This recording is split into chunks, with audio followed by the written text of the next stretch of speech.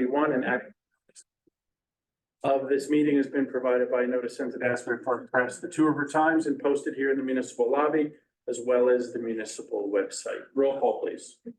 Mayor Portman, Here. Greg Fitzgerald, absent. Thomas Welsh, absent.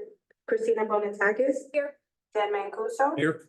Louis Demento, absent. Barbara Boas. Here. Megan Massey. Here. Wilson Bibi, absent. Itzel Hernandez. Here. Frederick Stone, Here. Brian Fernigan. Here. Great, we're gonna hold the administrative matters until the end of the night unless anyone's here for the resolution for 176 Riverside. Is anyone here for that? We'll help cover all of that after the main part of the hearing, public hearing. First up, we have 54 North Bridge Avenue, Block 2, Lot 18. That's a continuation on Two River Green LLC in the BR1 zone for conditional use and site plan approval. Mr. Maynardi, welcome back. Thank you, Mr. Chairman. Mr. Chairman, good evening. For those of you who don't know me, I'm Kevin Kennedy, in real life, the zoning board attorney filling in for Mike Lexington tonight. Mr. Chairman, I have a couple preliminary procedural things to do, if that's okay with you, Okay. to mark into the record. So this is a continuation of a hearing, Mr. Chair, as you announced, commenced on April 15, 2024. So we have a couple of important procedural issues. First up, recall Mr. Minardi is the applicant's counsel. Secondly, we are supposed to have a new face in the crowd tonight. Is Michael Convery here?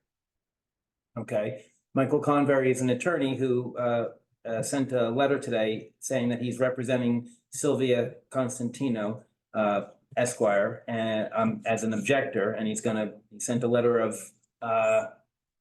representation. So we'll mark that letter in as O Constantino 1, and I'm sure he'll be here momentarily. Next up, as indicated, this is a continuation, and I understand that there are some board members who were absent last month that listened to the tapes or reviewed the transcripts or reviewed the videos. So we're gonna mark a certification from Barbara Boas that she reviewed the tapes and transcripts and her video of the April 15, 2024 hearing, or combination thereof. We'll mark that as B1, and we'll also mark a certification of board member Brian Pernagian that he also reviewed the transcripts or tapes and or documents reflecting that April 15th, 2024 meeting. So we'll mark that as B2.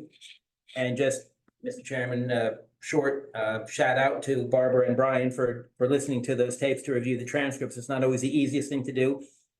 And sometimes it's not the most fun thing to do, but it is very important, particularly with continued hearings. And I think when I was speaking with Barbara and Brian, they both sort of said that all those times that we say speak into the microphone, that is very important because sometimes it's hard to hear people. Sometimes two people are talking at once. So all the time where Shauna or you or Leanie say speak into the mic, it's with good reason. I'd like to get a giant lit-up board. In the Yes. back that I could just press a button and it says speak into the microphone. That would make me very happy. And it is important because if there is ever litigation, the judge will rely on what the transcripts say. And inevitably, whoever is, wants to win or wants to lose, thinks that the most important thing was said when two people were talking and it wasn't in the tape. So anyway, and if there's anyone else on the board tonight who was not here at the April 15th meeting, they can still participate, ask questions, make comments, make statements. But if there is a vote tonight, they'll not be able to vote. And let's see, Shauna or Leanie, for record keeping purposes, do we have eligible members to vote tonight or? Okay, perfect. And so what we'll do, if it's okay, let's swear in Shauna Ebanks, professional planner and our director of community development, and Jacqueline Derman, our board engineer. Shauna and Jacqueline, do you swear that the information and testimony you're about to provide, to the extent you provide any, will be the truth, the best of your knowledge, to help you God? I do. All right, let the record reflect that both witnesses have been sworn. And Mr. Chairman, you'll recall at the last meeting, there were some items requested by the board or the public or combination. My, 10-second cheat sheet was, we were looking for some HVAC details. We're looking for some dryer vents in the rear that looked aesthetically compromised. You had a much better way of putting it. We're looking for to get cleaned up. We're looking for some odor elimination details.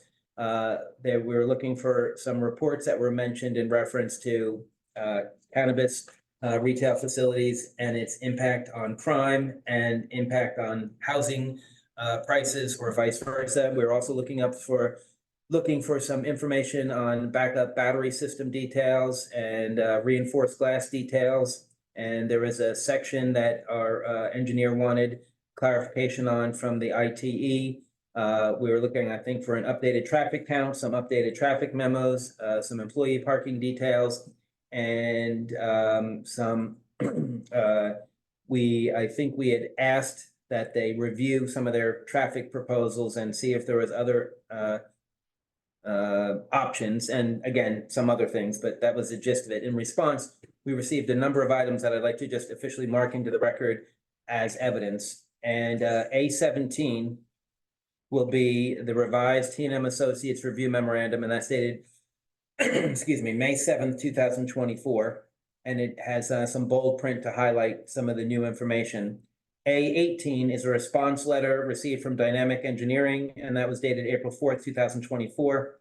A19 is communication from Dynamic Engineering to the Red Bank Land Use Board dated April 26, 2024. And these are all in our packets. A20 will mark is a trip and parking generation letter prepared by Bowman Consulting Group, and that's dated April 2nd, 2024. A21 is the Appalachian State University Department of Economic Work paper. It was dated October of 2021, and the title of that report was Smoke and Fears, the Effect of Marijuana Prohibition on Crime. And for the record, the authors were Scott Callahan, David Bruner, and Chris Jagiri. A22 is going to be another report we received. Excuse me. It was the article on from Economic Inquiry, and the title of it was The Effect of Legalizing Retail Marijuana on Housing Values. And it was evidence from Colorado, volume 56, number 3, July of 2018. And the articles Chang, Walter Meyer, and Yangling Meyer. A23 is going to be a report from Rutgers. It was a study called The Determinants and Impact of Allowing Cannabis Businesses, Evidence from New Jersey Municipalities. It was dated September of 2022. Authors Michael S. Hayes and Prakesh Kendall. A24 is, I think, the final report, and that is an article in the Journal of Drug Issues, May of 2020. The headline or the title of the article was The Spillover Effect of Recreational Marijuana Legalization on Crimes, Evidence from Neighboring States of Colorado and Washington State. Authors Gangzhen Wu, Francis Boateng, and Xiaodu Lang. And then that's the end of the reports. A24, there was an odor mitigation practice pamphlet. It was undated, consisting of 2 pages.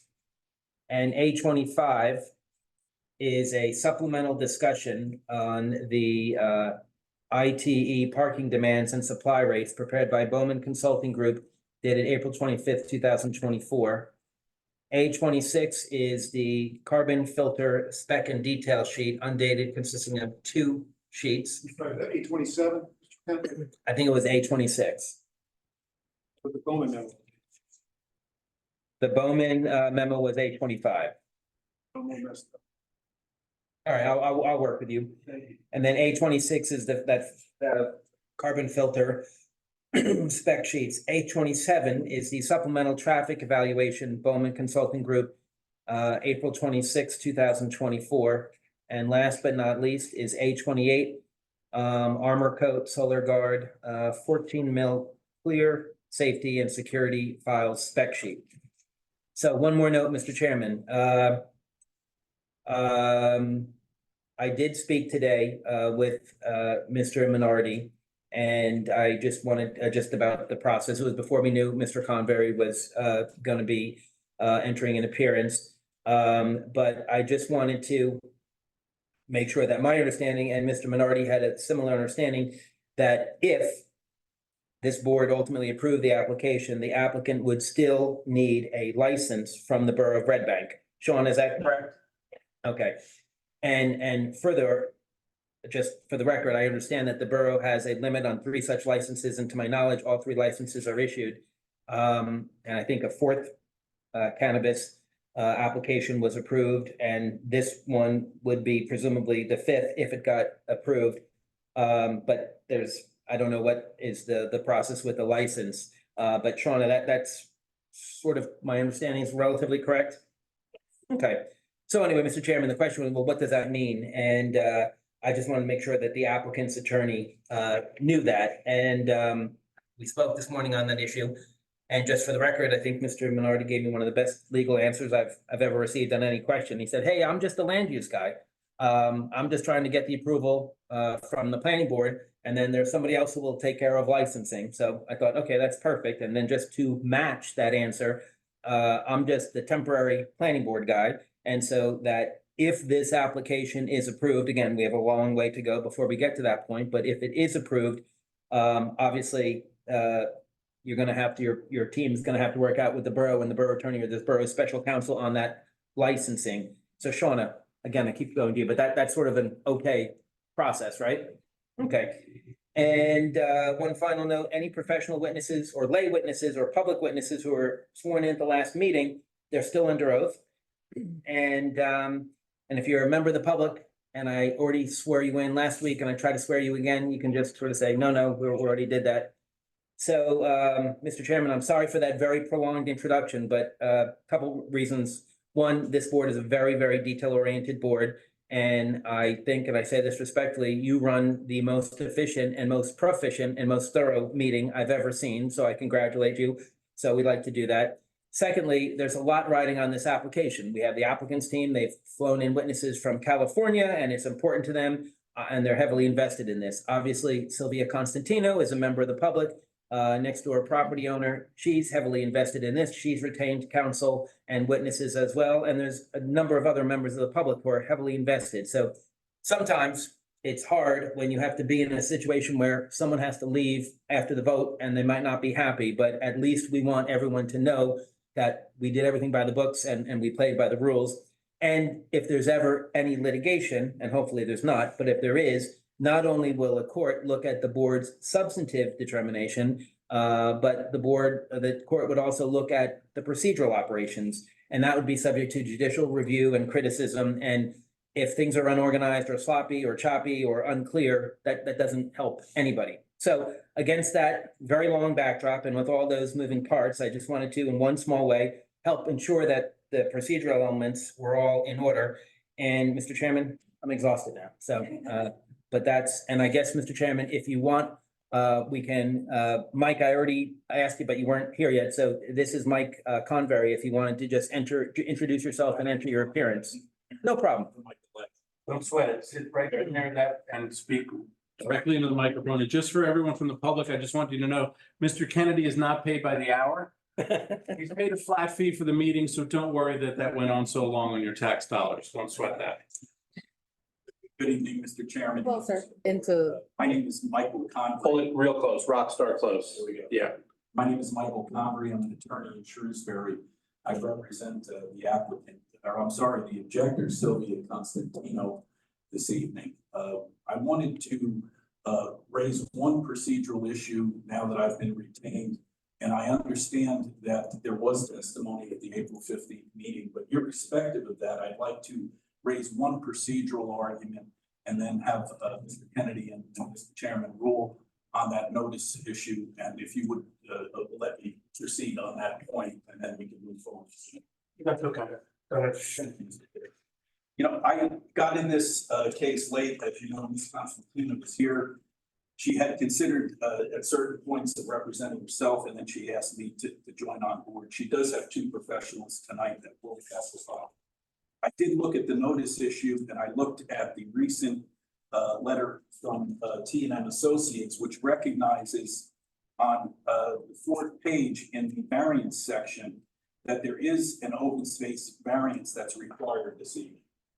And I wanted to raise an objection in reform of the notice that was published and sent to the landowners, because that notice, which I have here, does not reference that specific variance. And I know that the notice provisions pursuant to 18.1 raise the issue as to the effectiveness of the content of the notice. This applicant submitted the first plan that was reviewed by T&M which was a. Mr. Convery, we need you into the microphone, please. I know you want to stand up, but I'm gonna say. someday we'll get lavalier, or you can lift it up. You know, when we get into a new century, we're gonna get some updated I technology. have to remember to keep doing this, Mr. Chairman. Oh, that's my part-time job. Don't sweat it. So there were two plans submitted for review. And on both plans in the zoning table, there was reference to the C variance that's required for open space. Now, if you look to the application of the applicant, and if you look to the notice itself, the applicant knew of the requirement of the variance. And incident to the notice of intent to proceed that was submitted by the applicant, on page 2, it references that there is no variance relief being sought. So we do have an inconsistency between what the applicant says in the narrative of intent, what the applicant says in the notice, and the content of the notice itself. This notice, which I believe to be form, says specifically that the applicant is seeking minor site plan and conditional use approval, and any and all other variances required to permit the operation of a Class 5 retail cannabis establishment. Now, when you read it specifically, and I raise this objection tonight for the purpose of where we go from here, because whatever the ultimate result of the board is, there may be litigation. And I'm gonna litigate the notice issue if that happens, simply because the way I read this is that the variances that are referenced in Mr. Minardi's notice are variances required to operate a Class 5 retail establishment. The variance we're talking about is what it takes to conform to the zoning in the town. So I believe the notice is essentially defective. I believe that the applicant in the last hearing should not have had jurisdiction to proceed. I understand why it happened, because I didn't review this until I was retained. And my position is that the notice is essentially defective, and the applicant should renotice, call out the variances that they know of, change the narrative intent that they said no variances are required to the fact that there are variances required, for the sole purpose of making the notice effective. And I defer to the chairman and Mr. Kennedy to discuss anything or have any other questions regarding this. You think? What I would like to do is turn it over to Mr. Minardi first, and let's see what he has to say. Thank you. Good evening, ladies and gentlemen. Microphone? We're really close. Mr. Convery, is Ms. Constantino your only client tonight? Chief. Okay. Our response is quite simple. These variances cited on page 4 of the T and M letter are all pre-existing nonconformities on the property. The law in New Jersey is clear. We're not changing anything on this site. The building is staying exactly the same. We're adding some striping here and there, making a lot of cosmetic improvements, equipment changes and things like that. But the site itself is not changing. These conditions are there, therefore they're permitted to remain without further variance action by this board.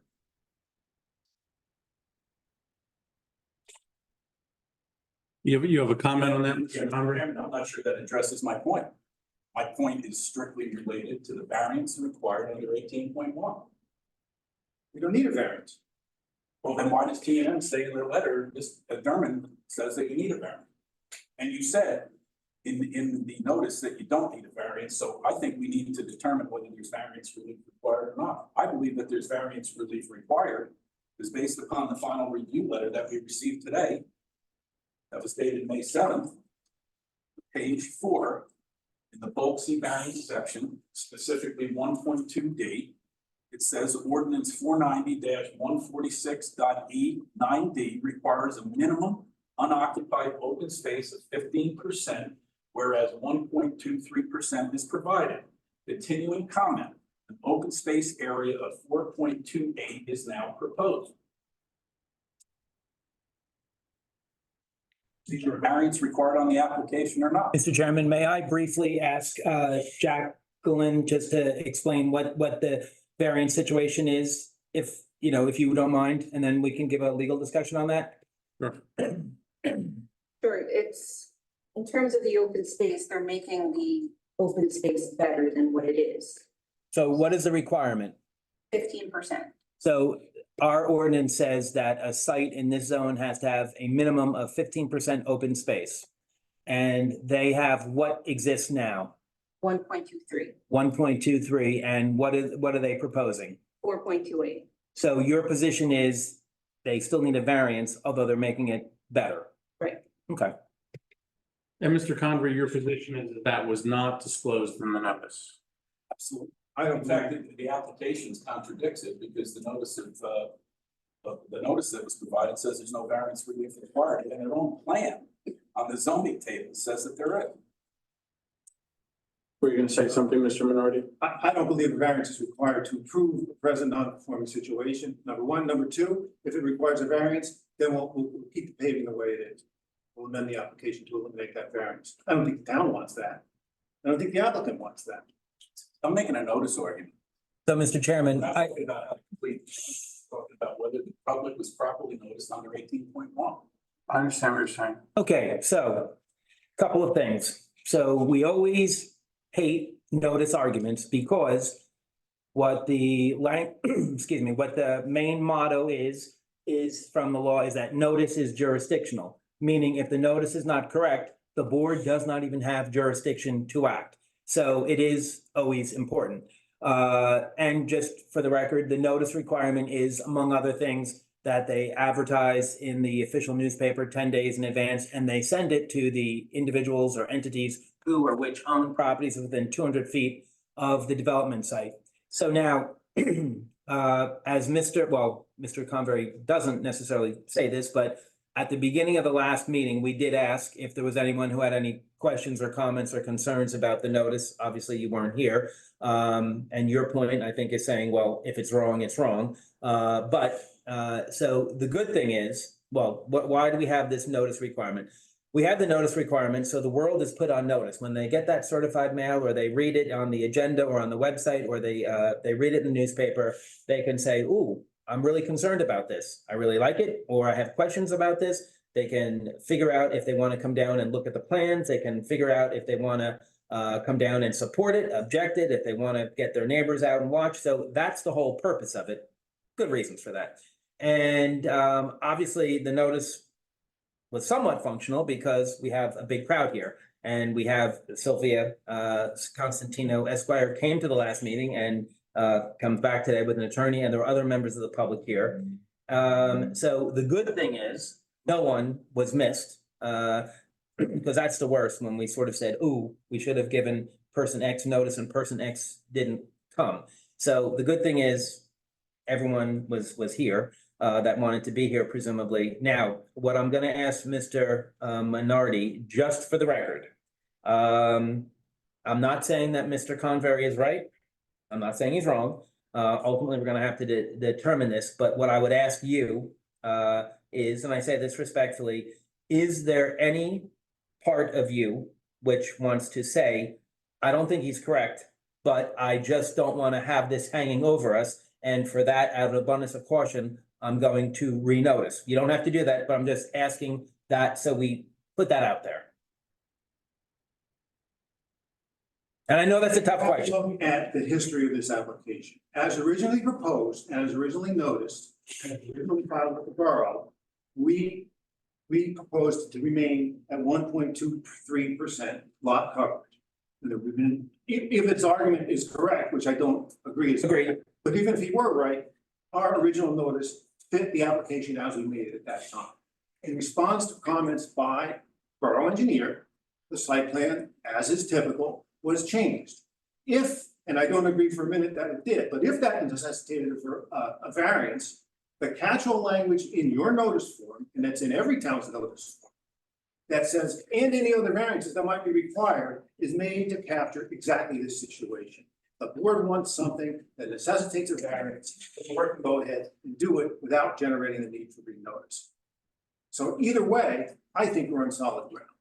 And I don't disagree with you to a large extent, but I'm just saying, and again, this is a tough question to ask, but you're the applicant's attorney, and this is one we need to direct to you.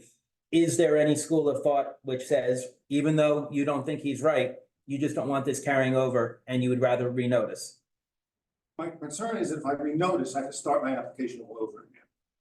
Because anybody getting that notice now, oh, there's a variance involved I wasn't aware of before, I want to hear the testimony from the engineer. I want to hear the initial testimony from the traffic expert.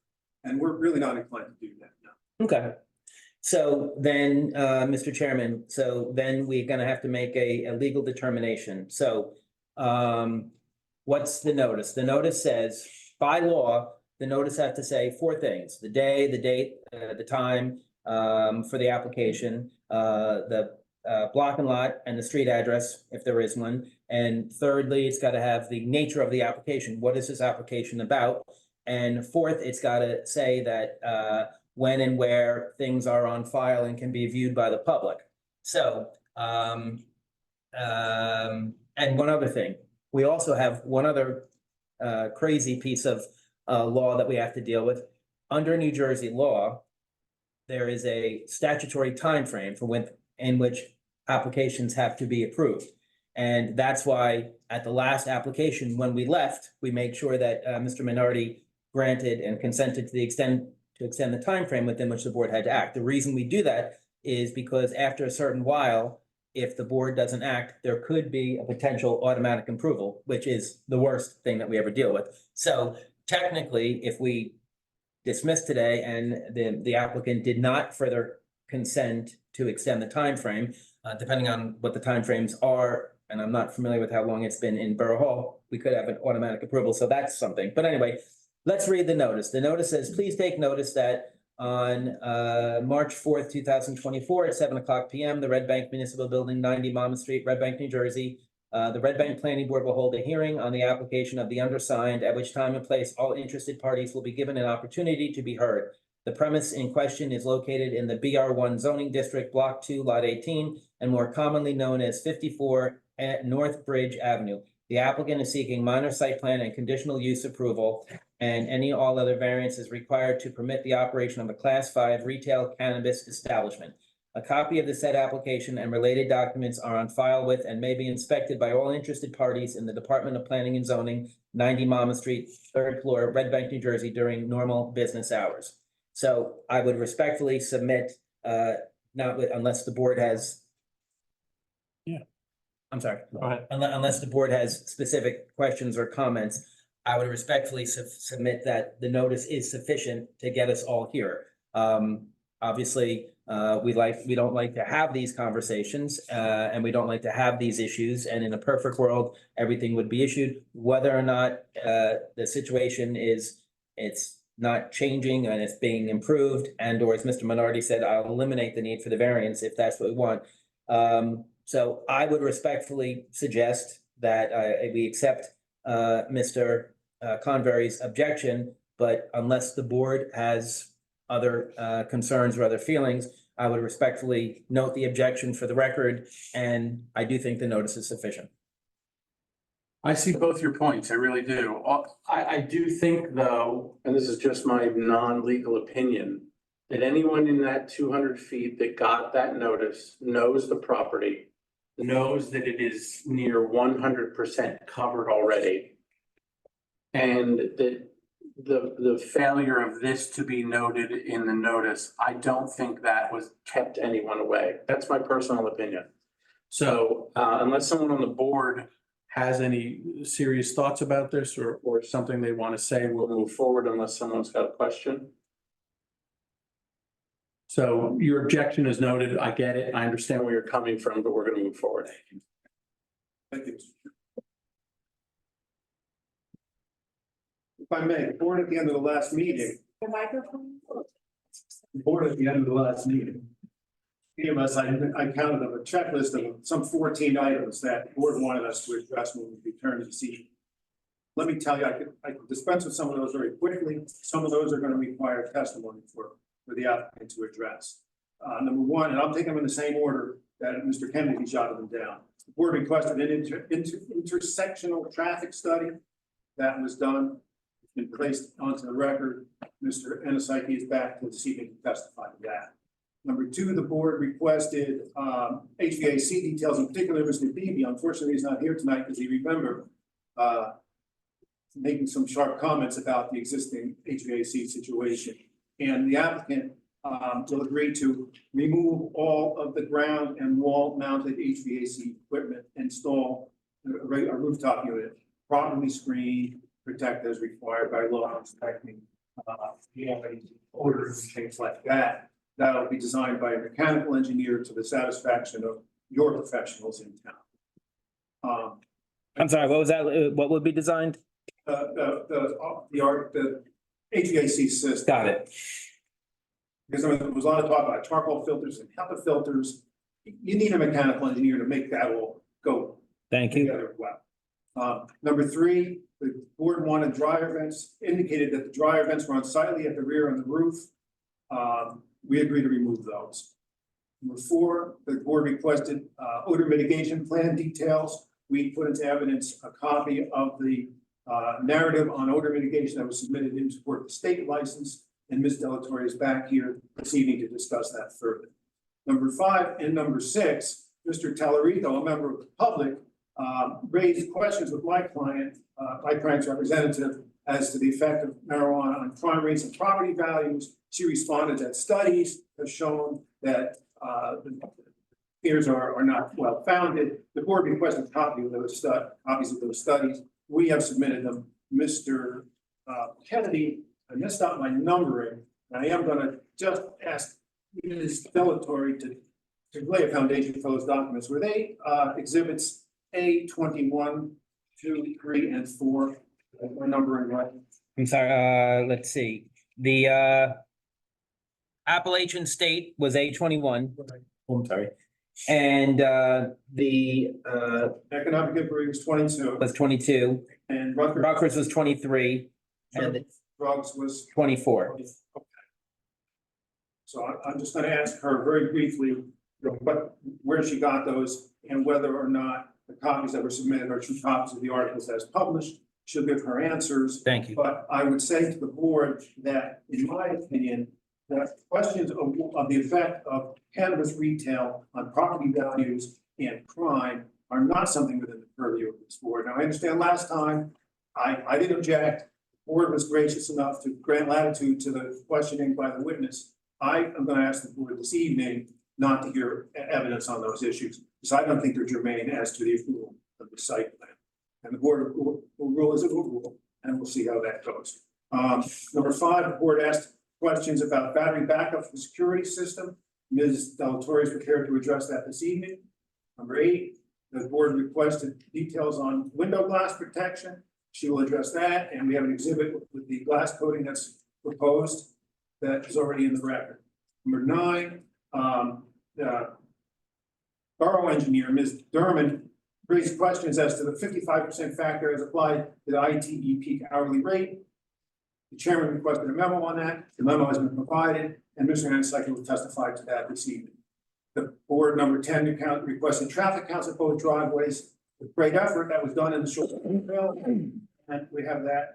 We'll have testimony on that tonight. Number 11, the board asked for details on employee parking.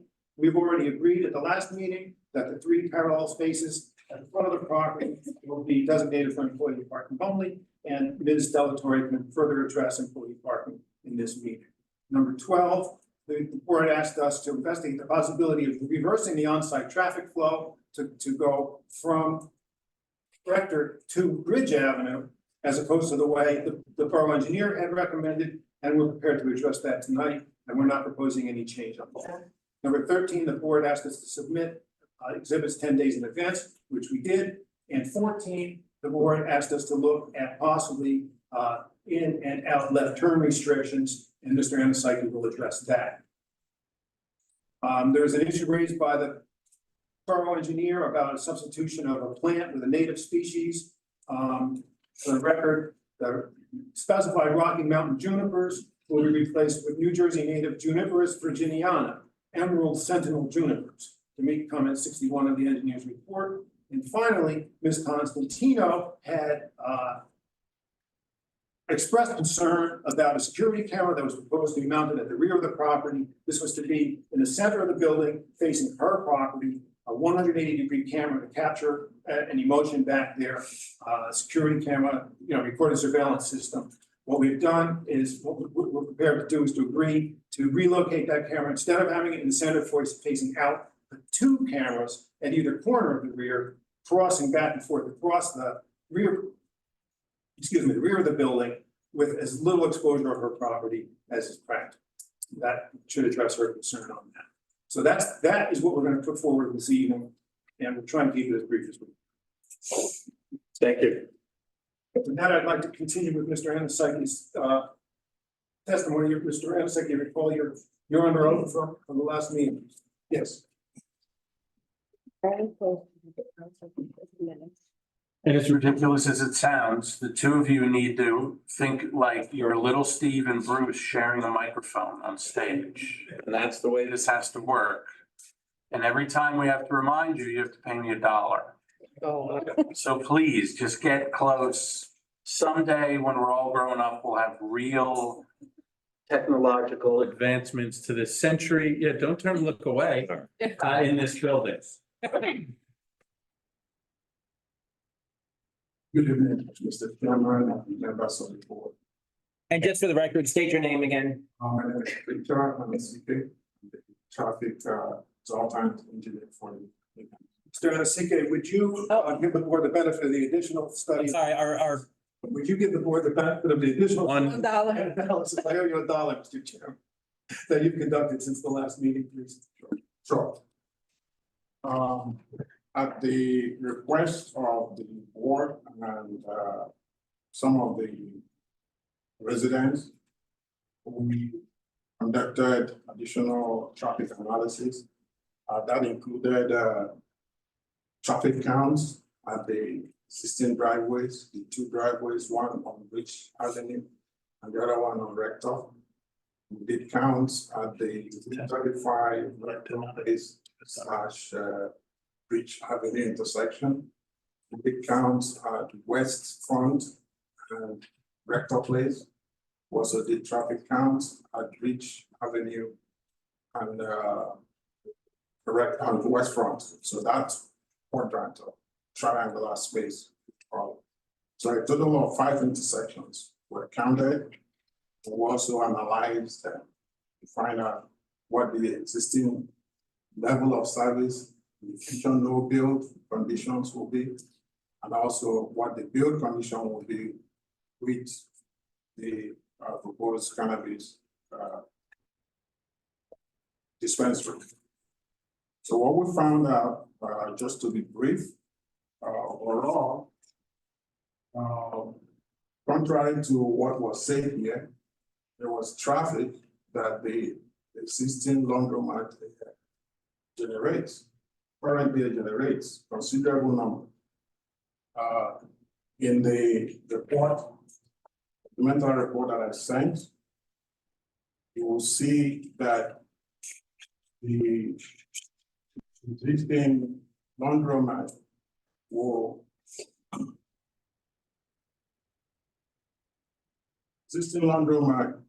now has generates 24 trips in the morning, 36 in the PM, which is the afternoon. When you say the morning, what hours are you covering in that? Was counted from 7 AM to 9 AM, 7 to 9, and evening? evening from 4 to 6. Thank you. Then on Saturday, we did 11 AM to 2 PM, which is your traditional midday peak on Saturdays. On Saturdays, the laundromat currently generates 49 trips. I'm sorry, how many? 49. 49.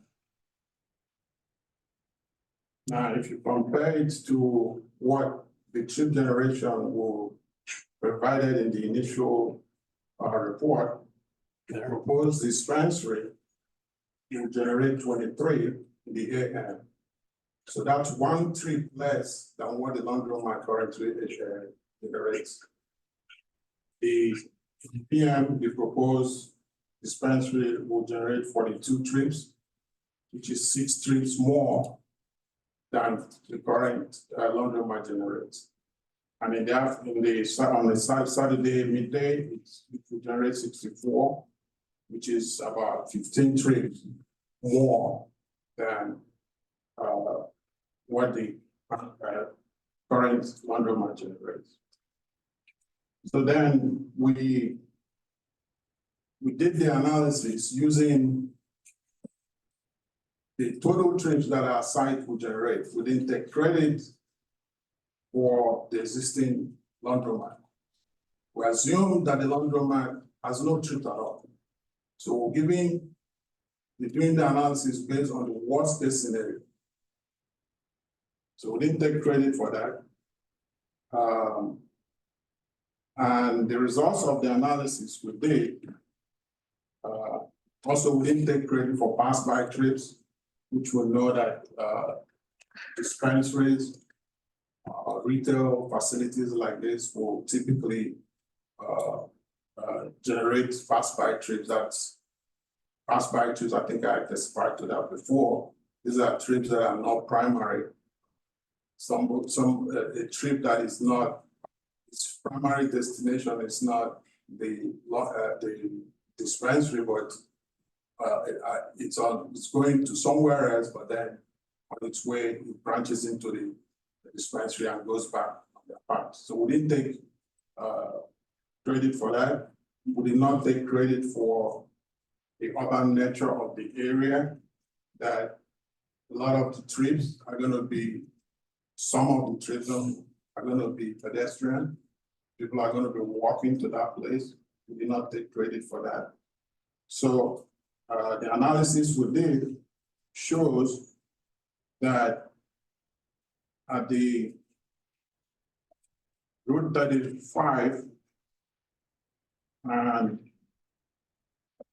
excuse me.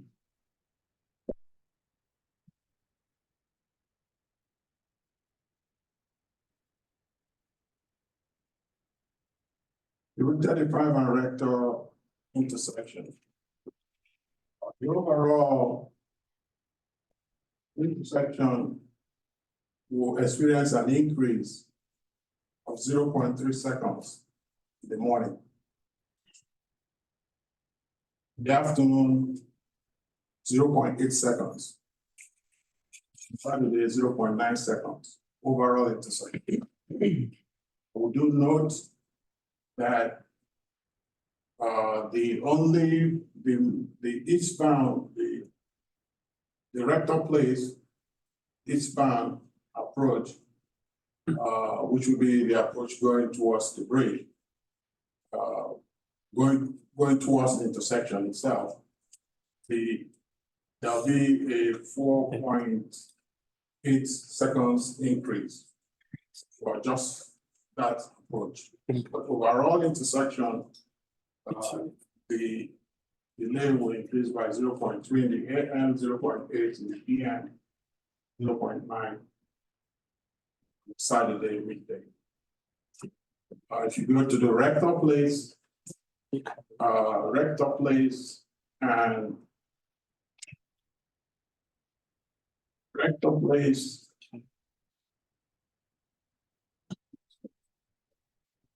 Rector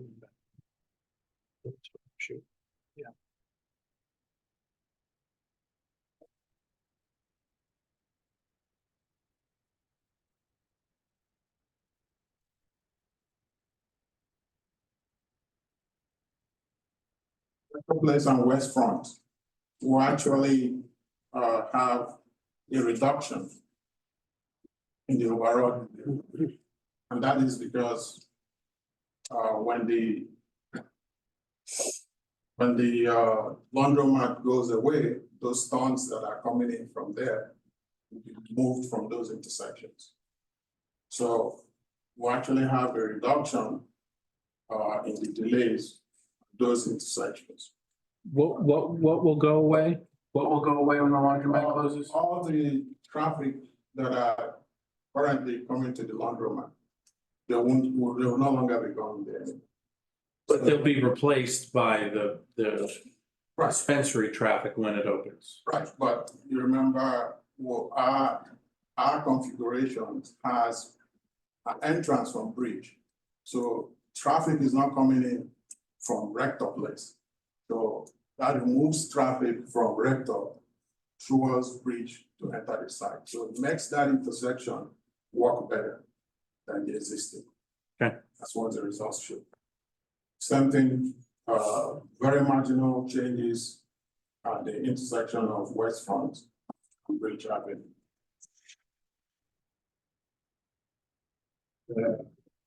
Also looked at the driveways, the existing driveways now, compare them to what the proposed driveway would be. Interesting finding was that, and that goes to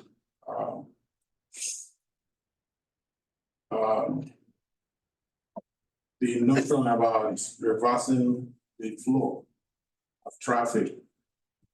The existing driveway at Rector Place will actually have more delay now than the proposed.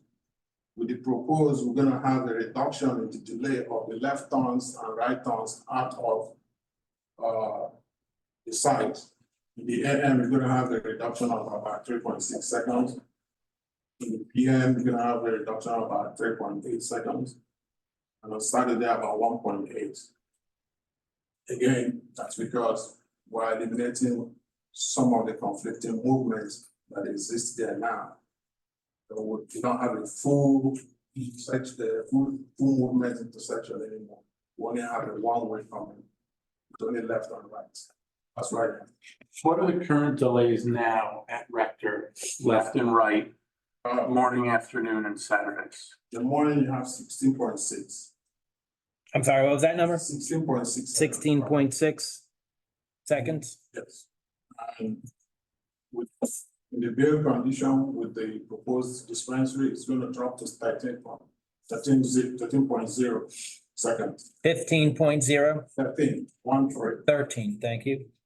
The PM is currently 18.1, the no build condition, I'm sorry, 18.1. 18.1, thank you. And that's gonna drop to 14.3. 14.3. Starting Saturday, it's no build, it's 15.8. That's gonna drop to 14. You see there's a reduction all across the peak hours.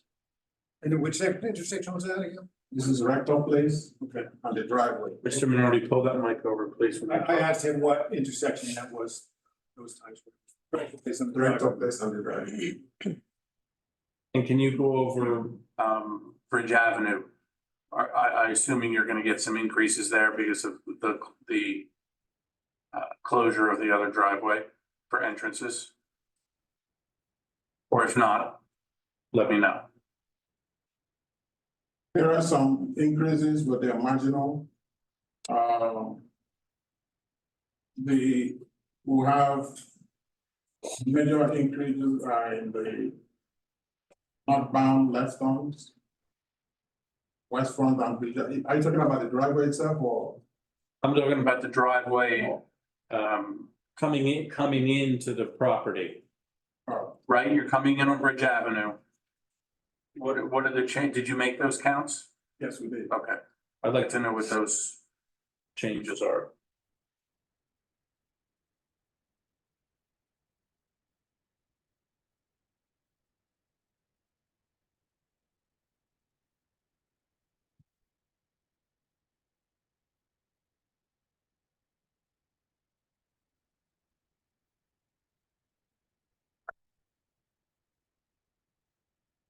The northbound left turns into the side right now, pretty good. 0.3 seconds. With the site, it's gonna go up to 0.4.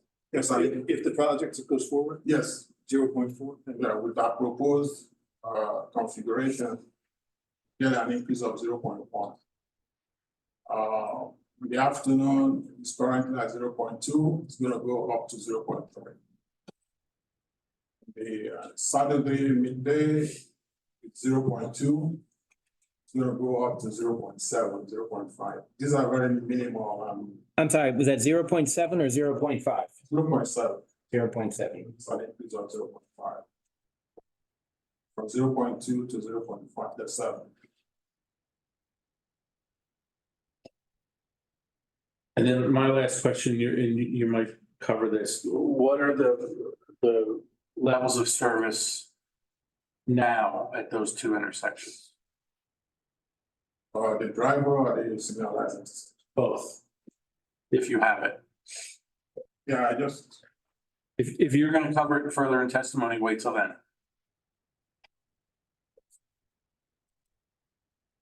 Director Place. Director Place driveway is currently level of service C.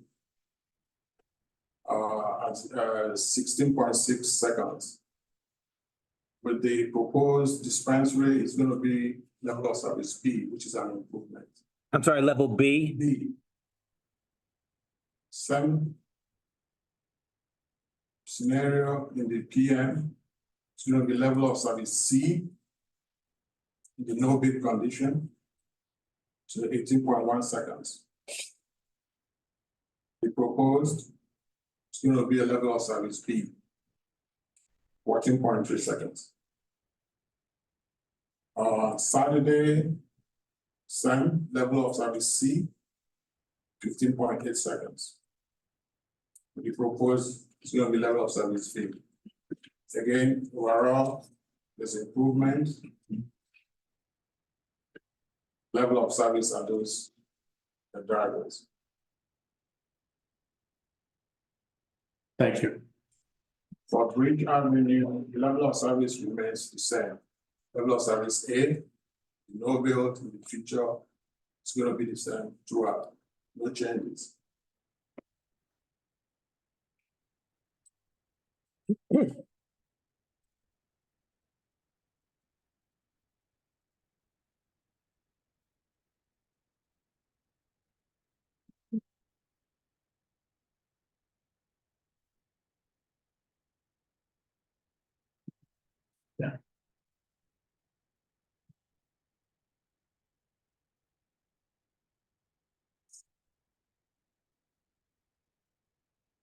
That testify to the intersections.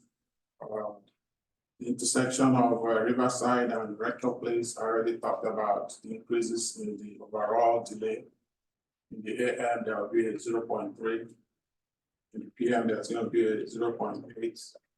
And on the Saturday, it's gonna be a 0.9 increases in the overall intersection. Rector Place, Bridge Avenue, and NJ 35. Rector Place West Front. The AM, there will be no change in the delay. Overall intersection, we have no change. In the PM, there's gonna be a reduction of 1.4 seconds. And Saturday midday, there's gonna be a reduction of 0.2. These are all very minimal because of the amount of traffic that the site is generating is very minimal. So the changes are very, very insignificant. This is what we had testified to before. That's what the analysis is coming. The selection of Bridge and West Front have 0.1 second increase in the AM, 1 second increase in the PM, 0.2 seconds increase in the Saturday. They are very, very minimal due to the amount of traffic the site is doing. So that covers everything with regards to the traffic counts, the volumes, the level of service, and the delays.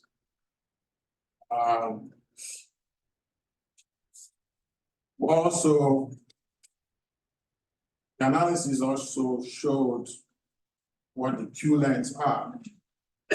And based on these numbers of increase in delays, the queues are very, very insignificant. The highest queue was on the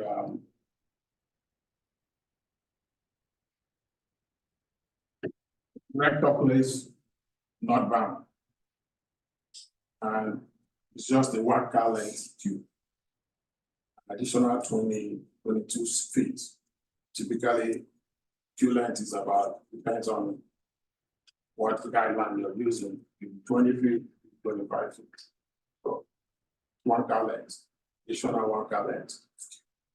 That's what the analysis shows. With regards to circulation, the results of the capacity analysis, like I just discussed, confirm that the rector place driveway will operate at level of service B as against the level of service C that is currently existing. So that is acceptable. That confirms that the circulation will be efficient. We already talked about side distances, there are no issues with that. So let me talk about the parking.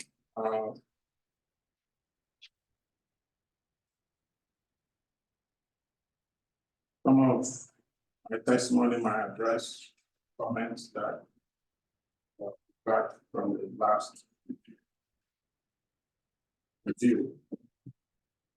Based on the townships, based on the borough's requirements, ordinance, 9 spaces are required for this site. The borough does not specify how many spaces are dedicated to employees. It just says the site is to provide this amount of spaces. So based on that, it's 9 spaces. Doesn't say how many for employees.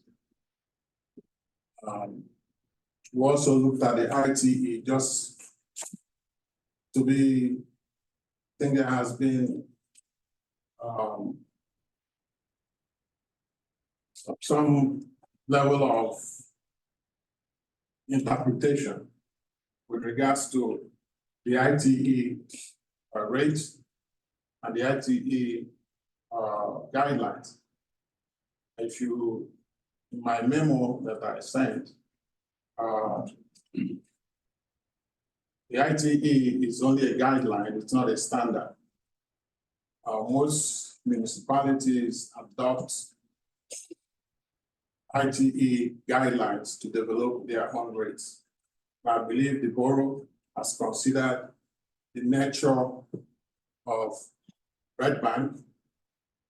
Red Bank cannot be categorized as your typical suburban.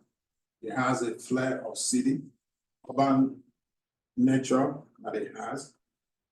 So those conditions are also part of the reasons municipalities develop their own rates. No municipality adopts the ITE rates as standard because every condition is different. So the borough's requirement we have complied with it requires 9 spaces. We are providing 11 spaces. But just to look at what the ITE parking demand gives, ITE has several rates that you can use, the average rate. We are asked to consider what the 83% rate will be. The average rate ITE gives a parking demand of 12 spaces. With the 85th percentile, it gives 26 spaces. With the ITE fitted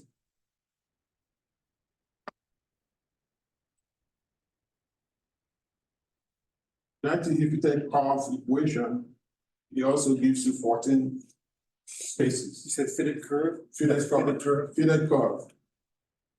14%? 14 spaces. So there are 3 numbers here. The average rate gives you 12. The 85th percentile gives you 26. The fitted curve gives you 14. I'm sorry, what was the 14 14 spaces. for, and what was that, what standard was that? Fitted curve equation. Fitted curb, thank you. Now that's 14. Parked vehicles.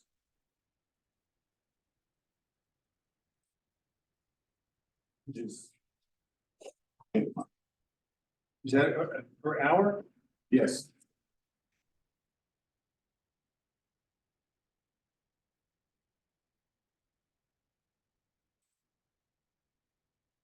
So these three numbers.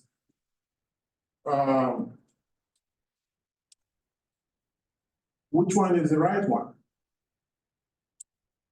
You know, there's no right, there's no wrong. It's just a guideline. So ITE also provides additional data for this land use. It's not typical for every land use. If you look at the office land use or retail land use, the 85th percentile, they don't give you additional data with regards to occupancy. So there is a reason why ITE included that for this data, for this land use. That the study site, they studied 11 sites to develop these rates. Some of them in Colorado, a few in New Jersey. They noted in their report or in their study that the peak occupancy that they observed was 55%. So that tells us that those sites were overpacked. If the occupancy was only 55%.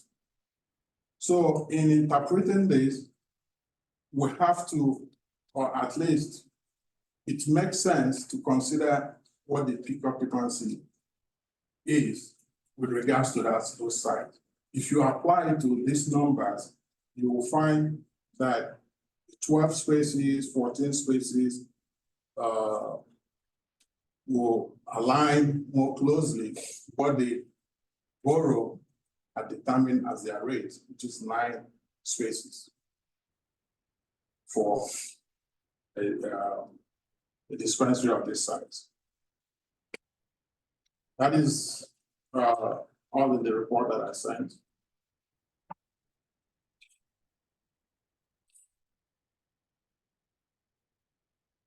You will hear testimony later on that 3 of the parallel spaces were dedicating to employees. So that will give you a net of 8 spaces for customers. We also project that the transaction time at the dispensary will range from 5 to 10 minutes. Matter of fact, it should be less. That's equivalent of 6 to 12 times turnover. So the remaining 8 customer parking spaces can service 48, between 48 and 96 vehicles. That is 8 times 6 and 8 times 12. The number of turnover, the number of times they can turn over spaces. A peak worst case scenario is on Saturday, and that's only 32 vehicles. So the site can service between 48, the 8 spaces can service between 48 and 96 spaces, 96 vehicles in an hour. And we're generating only 32 Saturday, which is the worst case scenario. The PM is even less. I should also note that the typical peak hour for dispensaries do not align with the commuter peak hour of 4 to 6.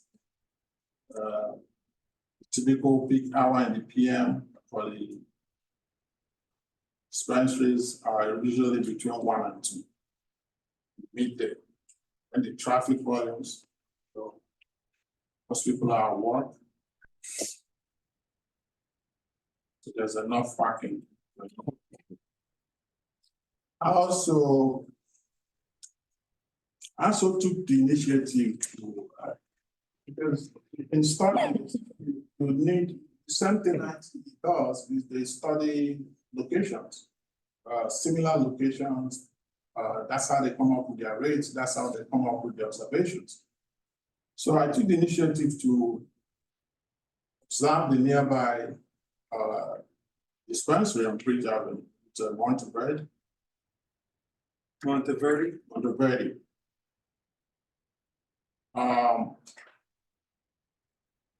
But on site, they only have 4 parking spaces. And I observed that intermittently, I was going between that, they have an off-site location, the parking lot adjacent to almost along Morford Place, behind some restaurant off Brower Street. They have 11 spaces there off-site, it's marked with their sign. So I was going between their on-site and off-site, between the peak hour, between 4:30 5:30 p.m. on the Thursday. The on-site had 1 car parked there. It remained there until a couple of times, the car was no longer there. So for a considerable length of time, it was vacant. The off-site location had about 4 or 5 spaces vacant. It remained like that throughout my observation. I also noticed that people, several, maybe 4 or 5 times, customers would park on the street, running, come out. And I watched it, was less than 3 minutes. A couple of customers who walked to the site. So again, this site is very similar and identical to this. There was a former dry cleaning service there. The real estate information I got said that the building was a 2170 square foot building. Just 4 square foot less than the proposed site that we're discussing today. So they're very identical in size. They're identical in location, very close to each other. The conditions identical. So this site has a total of 15 spaces that I could see.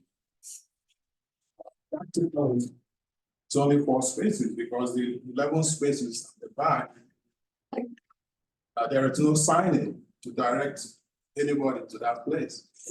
So you have to park to get into the site, into the building, for you to be directed to that place. So that defeats the purpose of parking. So practically, just 4 spaces identified to the back. And I didn't see any overflow. I didn't see any conflicts. I didn't see cars looking for places to park. It was seamless. Again, just to confirm that that's more than enough parking for a dispensary of this size. As you will hear, Alex will testify also that this is a very controlled operation that people can be told when to come and pick up, can control traffic and control the number of people that come to the site at any time. So parking overflow is not anticipated. We don't expect that to happen. And we believe that there's enough parking for the number of customers expected at the site. Thank you. Did you have an opportunity? Microphone, please. Sorry, did you have an opportunity, Mr. Hamasaki, to study the possibility of left turn restrictions at the ingress and egress locations? Yes, left arms out of rector, if you restrict left arms out of rector, then you're gonna have exiting traffic. Every customer, everybody who is coming from the south, east, and west to this site will have to go on rector, make that acute right turn on bridge to find their way back. That's an unsafe situation. That's gonna add more traffic to rector place, rector and bridge intersection. And I would think that's operational. It's not it's not better than what we're proposing. Also, we looked at having the entrance from rector as against coming in from bridge. Again, similar thing. Everybody coming from south, east, and west will have to find their way onto rector to get into the site. We're already having issues with limited number of traffic on rector. That scenario will have everybody going from rector. I would think that's not a better operation than what we are proposing. And I think the township engineer recognized that, recommended that we do it this other way. But there's also other issues, operational issues that I saw. We have videos that I had looked at from the count. The ice cream shop has its driveway one way from bridge to rector. So if you make our site one way from rector to bridge, now you're having two conflicting movements. And I noticed a lot of people coming out, making U-turns, using it as a cut through. That's an unsafe operation. It's happening now. So if we make it one way, like the township engineer suggested, which we agree, that's a better and safer operation than having traffic coming from rector place. Thank you. I don't have anything else from Mr. Hamasaki. Jackie, do you have anything you want to add? Not at this time. Mr. Convery?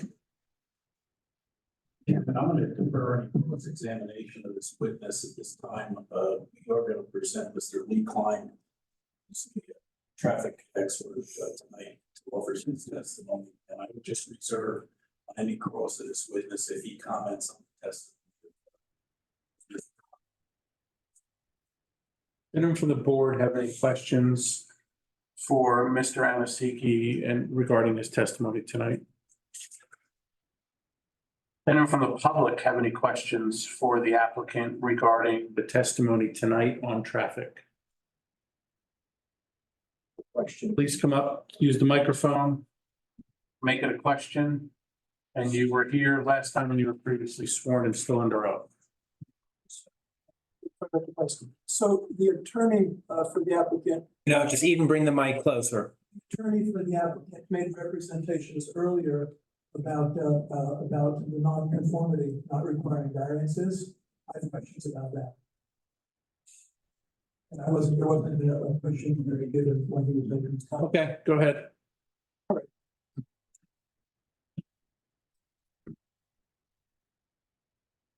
Mr. Chairman, Mr. Kennedy, maybe you can help me here. So is it true that there is a pre-existing non-conformity?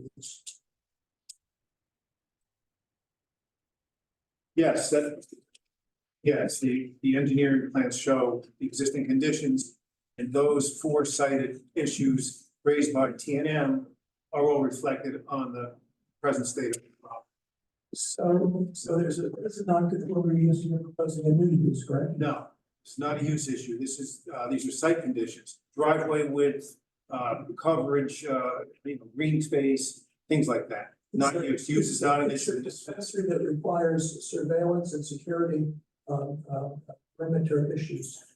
That's a new use, is it not? No, it's not. Conditionally permitted use in the zone, the dispensary.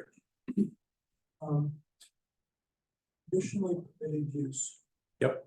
So, if it requires cameras and lighting, is there an expansion of the existing circumstance? No, those are requirements by the state for a cannabis dispensary, which is a permitted use. They don't have anything to do with the use, which is permitted. It's not required for laundromats.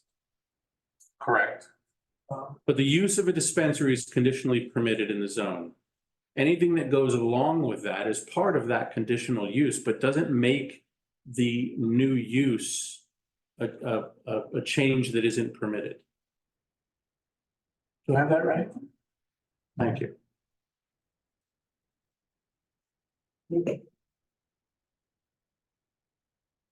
Anyone else from the public? Sure, sir, come on up. I don't recall, you were here last time, weren't you? So you're still under oath. Just tell us your name and address, speak well into the mic and make sure it's a question. Sam Tudor, 41 Rector Place, just a question for the traffic. You testified that you felt there was enough parking on site. Yes, yes. Just repeat the question, please. Pull the mic real close. Sure. You testified that you felt there was enough parking available on site in that place. We think maybe that microphone is now off since you moved it, so try and plug it in again or plug it a little tighter. How's that? That's good, thank you. You testified that you felt there was enough parking on site. Yeah. Parking lot? Yes, For how many employees? there's 3 spaces that get into employees. How many? 3. Okay, I heard 5 or 6 last time on April 15th. Well, again, like I said, Hang on a second, do you mean number of spaces for employees or number of employees? Because I have employees could be 4 to 6. But his testimony was 3 dedicated spaces for employees. So which 4, are you saying 4 to 6 spaces or 4 to 6 I'm employees? sort of asking how many employees were there. Okay, I know it was 5 or 6 last time. which is what I have down here in my notes. That's correct. That's what happened a lot. Excuse me, Ms. Delatorre is going to address these issues Okay, in terms of the operational. Yeah, I've got a follow-up Sir. question. So if it's 5 or 6 employees, whatever it is, how many employees park now currently at the laundromat? Employees of the laundromat? I believe it's 0 because of the laundromat, the owner is probably not there. I think I've seen it there once. So it's a different situation. Now you have no employees parking there, maybe 1 occasionally. You're gonna have half the lot filled with employees. well, we'll get some testimony about that. Yep. That was my question. So I think it's 5 to 6 employees. yeah, again, you are making an assumption here that 5 employees would drive 5 cars. You haven't said that 5 employees would drive 5 cars. To take a bite, I don't know. I heard 5 or 6 employees last time. So that's, my point is that's basically half the lot. Now there's no employees there. That was my question. Well, I can't testify to how many employees they want to run. But if you know how many employees they have, then you can tell us. I can tell you it's basically 0. I don't see the owner. He comes and collects money, fixes the machine. That's all.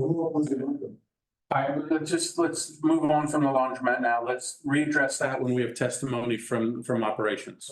Number of. Okay. Thank you. Anyone else in the public have any questions? Okay, let's keep going. Wait. Oh, Mr. Fabricant, you're back. Not to be the dead horse, the new use is permitted or allowed, but in conforming structures, right? The use is permitted. If the existing structure requires any variances or design waivers, that's what we're here to talk about. If the use was not permitted, they'd be at the zoning board. But the use is permitted for conforming structures. But if something is not conforming, parking, anything associated with the property or the building, that's this board's purview, is to grant or not grant variances, design waivers and things of that sort. Those do not have to do with the use itself because the use is permitted. They're separate things. Is the use permitted or not? And if it is or not, what variances are associated with it for all of the things that you would get a variance for? Height, square footage, parking, unoccupied open space, shrubbery and trees, all of that. And those are the things we're discussing, not the use. If I have an objection to the change of use, not being possible in a structure that's on the property line with respect to security concerns, how would I approach that? Right up until the point where you said security cameras, you would approach that here. Because that's part of the variance that's being requested. Security camera part, in my opinion, and if I'm wrong, say so, is not something the planning board can or can't deny an application on because they're security cameras. It's an ancillary thing that a building has, in this case, required by the state Right. to have. Right, it's required, so the new use requires cameras. He's saying that the corner is not in the center, so I'm not gonna cover that property behind me. I'm 5 inches away from it. So I won't light the area around the building. I won't surveil with cameras in the area around the building as state law requires. And if someone wants to burgle the place, what are they gonna do? They're gonna go to the dark area without camera coverage through the neighbor's property. So it's like you're trying to make a new use in a structure that was grandfathered when the new use can't possibly abide by state law and have security or lighting. My understanding of the testimony was not that it wasn't going to be surveilled, it was going to be surveilled in a different way from the corners. And they were going to do their best to mitigate any surveillance of the adjoining property. Right, so. And that there are no windows or doors on the back. Right, so if they're going to mitigate that, and the members of the planning board, they can't properly provide security and keep it to state law, but the planning board would not for that reason. I don't think so. And we can hear we're gonna hear more testimony from the applicant's witnesses on that issue. It's a practical matter, where they're not able to comply with the state requirement for security and lighting at the back of the building. Well, Because sorry. it's inches from the property. I think when the applicant's witness comes forward and Chairman Mancuso recognizes, you can ask that question to her saying, how are you going to comply with the state security requirements given the geographical location of the existing building? And I think the applicant's team will hopefully have an answer for you. Thank you. Anyone else? Go ahead, Mr. Bernardi, what's next? Well, Ms. Delatour, back to the table.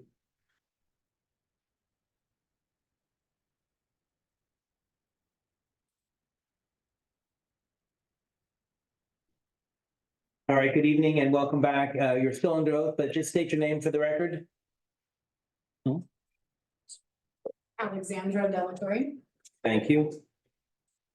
And just in case there was someone not here last week or last month, could you just state your official affiliation with this, just to get everyone's on the same page again? So I, at the time of the application, was a part of Puzzle Group, and Puzzle Group is a vendor contractor associated with Two River Greens. Thank you. You just, excuse me, naturally, Ms. Delatour, you heard Mr. Kenny's description of exhibits A21, A22, A23, and A24, 4 journal articles. Can you tell the board where they came from? So I received the study from Rutgers University directly from the Rutgers University website. And the other 3 studies I obtained from a legal database. And the copies that were submitted to the board, are they true and complete copies of the documents as you obtained them? That is correct. And those are the studies that you referred to in your testimony last week. Last month, I'm sorry. That is correct. Thank you. For the board's raising questions about numbers of employees. Can you address that issue, please? Sure, so after hearing the comments from the board and from the public made the previous meeting, we've made a couple of adjustments to our operational plan. We still intend on having 4 to 6 employees during hours of operation. However, and actually, sorry, not to contradict the last time, there will always be, of the 4 to 6 employees, there will always be 1 employee designated within the lobby. Within the lobby, we will permit up to a maximum of 5 customers at one time. And within the retail area, there will be a ratio of 1 employee manned at the POS per 4 customers. So at any given time, if there was 4 employees, this would equate to a maximum of 5 people on the within the lobby and a maximum of 12 customers on the retail floor. All right. This might not be the official record, but I took notes last time and my notes say 2 in the queue room and 5 to 6 customers at a time. So are you essentially doubling what it was last meeting? Correct. So we made adjustments. We used Victor's traffic report to come up with numbers that would make sense as far as operations go. And I'm sorry, just so that my notes are clear, just give me those numbers one more time. Well, just to clarify, this would be a maximum at one time. And so we're anticipating 8 to 10 customers per hour. And so if there are 4 employees, there would be 1 employee in the lobby with a maximum of 5 customers in the lobby, with 3 customers on the 3 employees on the retail floor, which would mean a maximum of 12 customers on the retail floor. And so just so I know, maximum number of employees at any one time is? That means that they would be manning a POS system, so there would be 3 employees manning a POS system on the retail floor. In the building, building. maximum number of employees at any one time in the building, including security. That's what we want to know. That would be 4. 4. All right, and then the maximum number of customers in the facility at any one time would be? That would be 17. 17. Okay, so maximum of 4 employees at any one time and maximum of 17 customers at any one time. Thank you. How are you gonna handle, Microphone. I'm sorry, how do you propose to handle employee parking since there are 3 dedicated employee spaces? So when hiring, TRG intends on hiring from the local community so as to utilize public transport or other means of transportation other than always utilizing a vehicle. You know, what, can I just, I'm sorry, Mr. Chairman, could I just ask one question? What if, with those limits that you just talked about, the maximum, what if more people came? What do? Do you wait them outside? Do you say you can't come in, or is it scheduled by a computer? So if at any given time there's more, at 6, let's say that a 6 customer walks into the lobby, at that point. Or the 18th customer in the building? Correct, or the 18th customer in the building. At that point, the employee would notify them that they would have to leave the premises and provide them either a QR code or notify them to access our online wait list. And they would be able to sign up and they would immediately be requested to leave the premises. And once there was room at the retail facility for them to return, they would receive an electronic notification permitting them to return. At the same time, the online waitlist is actually going to be connected to our online ordering system, which would incentivize any customers to actually place their order ahead of time online. May I ask a question? What do you anticipate the average length of the visit to your establishment from your customers will be? So that would depend. It would, if a customer was a walk-in customer and they're parking and they're ordering there with an employee manned at a POS, the average ticket time ranges anytime between 5 and 10 minutes. If it's an online order, it would be much quicker. The process would entail just checking in the customer so that way they would have access to the retail floor, verifying that they are of age. And then once inside, they would be able to immediately go up to a POS system and obtain their product once ID is verified. So that ticket time would be around 2 to 5 minutes. Thank you.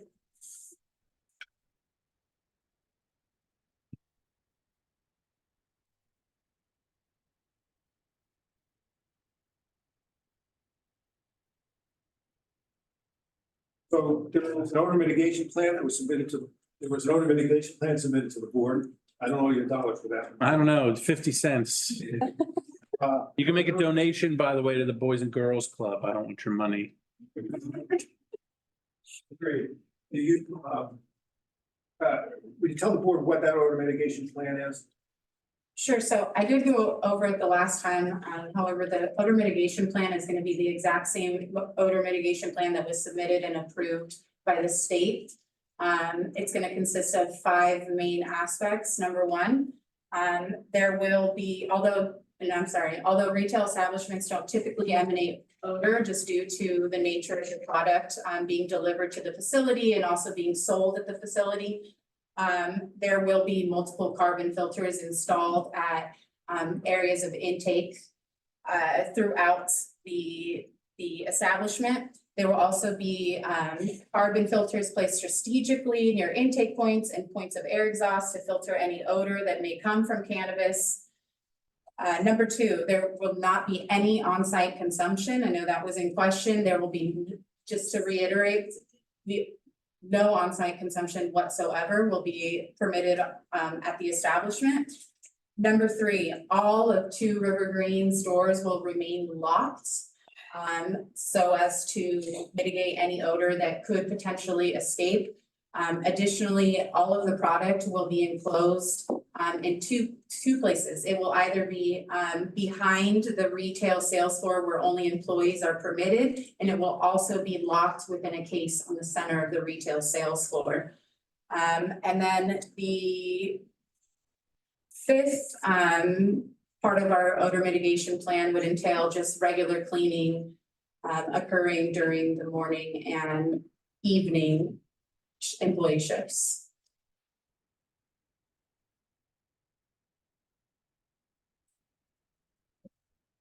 Any on odor mitigation? So there was a question from the board last time as well. Site lighting would be motion activated or on a timer. Do you know the answer to that? So just given the comments from the previous meeting from the public and the board, we did adjust the lighting for the back of the building on the south side. The lighting on the south side of the building would entail we would put infrared cameras that would have the ability to be able to see through, so light would not be needed. And that's just so that way we wouldn't be a nuisance to the neighbors to the south of the building. The lighting on the front of the building to the north, the west, and the east side will all remain on and in compliance with the borough code. And last but not least, the board asked for some further information about the battery backup for the security system. So previously I had mentioned that UPS batteries would equip all POS systems and security systems in case of a power failure. The UPS backup system will help prevent data loss or damage by providing temporary power to the unit until the main source would be restored or shut down safely. Multiple battery packs can be added to each one of the devices. Industry standard is anywhere from 15 to 30 minutes. However, if the power were to fail, there is a backup attached to the alarm system that would immediately activate, that would send an electronic notification to local, to our personnel and state or local police agencies that there was an unauthorized breach of security. At that time, all doors leading to the outside of the building would be fail-safe and fail-secure, meaning all access doors would remain locked and secure in the event of interrupted power supply. At that time, personnel would then instruct any customers to leave the premises and guide them to that area. Personnel would then instruct the contracted guard service to guard the premises until the power would be restored. That's all I have. That's all I have. Anything from you? I just wanted to ask, and maybe, the numbers that you're giving in terms of the number of employees and the number of customers, the 21 with the 11 parking spaces, how does that kind of coincide with each other? So you have a maximum of 21 people, you have only 11 spaces. How does that balance out? I believe I was just asked what the max would be. This is just accounting for parking, not anyone else who would walk up to the facility or use other means of transportation. Mr. Convery, do you have any questions? Mr. Chairman. Good evening, Ms. Delatorre. Ms. Delatorre, I reviewed the April 15th meeting online, and I saw your former testimony, so I just wanted to revisit some of the questions that established your foundation for your appearance here today. Mr. Chairman, I'm going to object to any. And the questions. microphone, please. I'm sorry, I'll object to questions about last week's testimony. Mr. Convery's client did cross-examine Ms. Delatorre at length. She's an attorney. Is it not on? No, you can pull it closer. Pull it closer. How about that? I have to sit for this thing. I'm sorry. No one's gonna hold that against you. Ms. Constantino cross-examined Ms. Delatorre at length on the issues of testimony last time. I would ask that the cross-examination today be limited to the scope of today's testimony. I don't see anything to be gained by going back, and we really spent quite a bit of time at it last month. We did spend a lot of time last month. Mr. Convery, I'll give you a couple of minutes, couple of questions. Mr. Chairman, I was just basically foundationally asking why this witness is qualified to testify to a number of issues tonight. So that's the basis of my question. Ms. Delatorre, are you an attorney? I am an attorney. Okay, are you qualified in security consulting? I am not. Are you an HVAC contractor? I am not. Are you qualified in any respect to testify as to odor mitigation practices or the report that's been presented to the board? Mr. Convery, just to, let me give you my opinion here. She's testifying on behalf of the operations of the use. She's, as far as I can tell from what she testified about odor mitigation and the battery backups, was providing information from a third party like Rutgers and the other things that are in this report. So as I would give her the same leeway I would give anyone operating a business to tell me about their plans for odor mitigation. And in this case, they provided specs of devices and procedures. I wouldn't expect any operator or someone testifying on the operations of a business to be an expert in those things. So you're welcome to ask your question and they can answer it, but that's my opinion. You know, Excellent. Mr. Chairman, I'm just trying to find out if she's the person qualified to testify to the board's requests at the last meeting. There's an odor mitigation plan that she's testifying to. I want to ask specifics about the plan. If she's Testified to that tonight. You can ask those questions. Okay, thank you. Ms. Delatorre, did this report, was it prepared for purposes of the 54 bridge application? Yes, it was submitted to the state. And I'm sorry, Mike, you're referring to the odor mitigation plan. Okay, thank you. So on paragraph 2, it references Hopewell Township. Can you tell me why Hopewell Township is referenced in the mitigation plan in paragraph 2? That was an error. So this would be the cookie cutter mitigation plan that you submit in any application that you have testified on behalf of, correct? This is the odor mitigation plan that was submitted to the state. So is it specific to this Red Bank location in all respects? Correct, except for the error.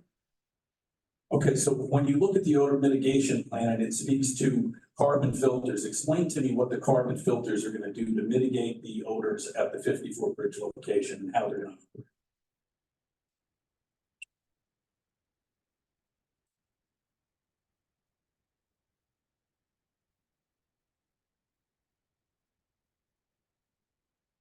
So the carbon filters will utilize a dense granular carbon packed bed structure to offer superior filtration capabilities. The filters will have a 2.5-inch thick carbon bed that ensures minimal pressure drops. The granular carbon bed acts as a large sponge, efficiently absorbing volatile organic compounds and accommodating high levels of contaminants. Didn't you testify in the previous meeting? Already can object that they were gonna use the existing HVAC system at the location. That is correct. So how is the existing HVAC system gonna have all these integrating issues with carbon filtering, with HEPA filters, and for HVAC? Are you gonna use the same exact system? Or is it gonna get- No, so we have made adjustments and all of those will be removed and replaced. So you're now gonna remove the existing HVAC system? That's correct. They testified to that earlier. And is there going to be any exterior components to that system? The HVAC will be located on the roof and that is it. And there's nothing outside? Is there a generator outside? No generator. Can I ask you, does the system that you're talking about with respect to odor mitigation, it only remediates interior potential cannabis odors, right? So if somebody's smoking outside the property, there's no mitigation whatsoever. There would be no smoking permitted on the premises. And how is that smoking gonna be, the non-smoking gonna be implemented through the security plan? If there is an employee that sees someone smoking on the premises, they will be asked to immediately leave and not be permitted back to the premises. It says in the security plan that you have that you retain the services of Sapphire Risk Advisory Group security consultants in designing this plan. Is there any reason why they're not here tonight? No. And you're testifying on behalf of them with respect to this security report? She already said she's testifying on behalf of the applicant. Microphone, please. She already testified, she's testifying on behalf of the applicant. Has she testified on the content of the report? Mr. Moore? I don't even understand the question. Is she qualified to testify to the security report that's submitted to the Red Bank Department? I mean, The security report needs to be approved by the police department in the state of New Jersey. We're not going to get into security details beyond like somebody wanted an electrified fence once. Okay, we didn't like that, but and we were about to approve it and they opened up about the electric fence. We're like, what did you just say? So we're not going to get into the details of the security plan. And as far as odor mitigation goes, and this is my opinion, they've testified, as has every other cannabis application, that all of the product shows up on the property sealed in advance in containers, is not to be consumed or opened on the property, and people are supposed to leave. They were kind enough to do the odor mitigation part for us, but it's not a grow facility. It's not a place for people to smoke anything. So the odor mitigation, in my opinion, is negligible from my standpoint. So if you've got something else about odor mitigation, please make it very specific and short. My comments, Mr. Chairman, were basically on the issue of whether she's qualified to testify to the revisions that the board had questions on. The board questioned numerous times the HVAC system and how it was going to be developed. There's certainly requirements under the code for cannabis facilities that deal with all of this. And I just don't think that the testimony that's been put forth by this witness is qualified. I don't think she's qualified to speak to security measures. I don't think she's qualified to speak to odor mitigation or HVAC systems. She's basically conveying what information's been provided without testifying to it. She's not testifying. Well, that is what we asked them to do, was to provide us with information. Let me ask you, with respect to the reports that were submitted regarding crimes and impact, what dates were all the reports? I'm going to object to any questioning on those issues. The reason I stated initially, that they're far afield of anything. Listen, we all know cannabis use is somewhat controversial. That's why the public is here. Okay, but those decisions are made by the legislature, by the government. Sorry, your hand's over the mic. Okay, got it. Just this week, President of the United States, President Biden, both reform federal marijuana. These are public issues. I don't know why anybody would want to bring them to this board. I only produce those reports because the board specifically requested them. I think to test the credibility of my client's witness. But I don't think they have anything to do with anything that concerns this site plan. I think the reports are dated. The one I'm looking at right here is dated and they stand on their own. So if you've got questions about the dates of the reports, if there's one that's not dated, let's find out when it is, but the ones I'm looking at are. Isn't it true that the reports that you submitted are years old? As they relate to crime in relation to cannabis businesses? My objection continues. You can answer. That's correct. Isn't it true that they really, with the exception of the Rutgers report, don't reference anything relative to the state of New Jersey? That is correct. Mr. Delatorre, does this site, how many cannabis sites have you testified on behalf of in New Jersey? Testified in front of the board. Yes.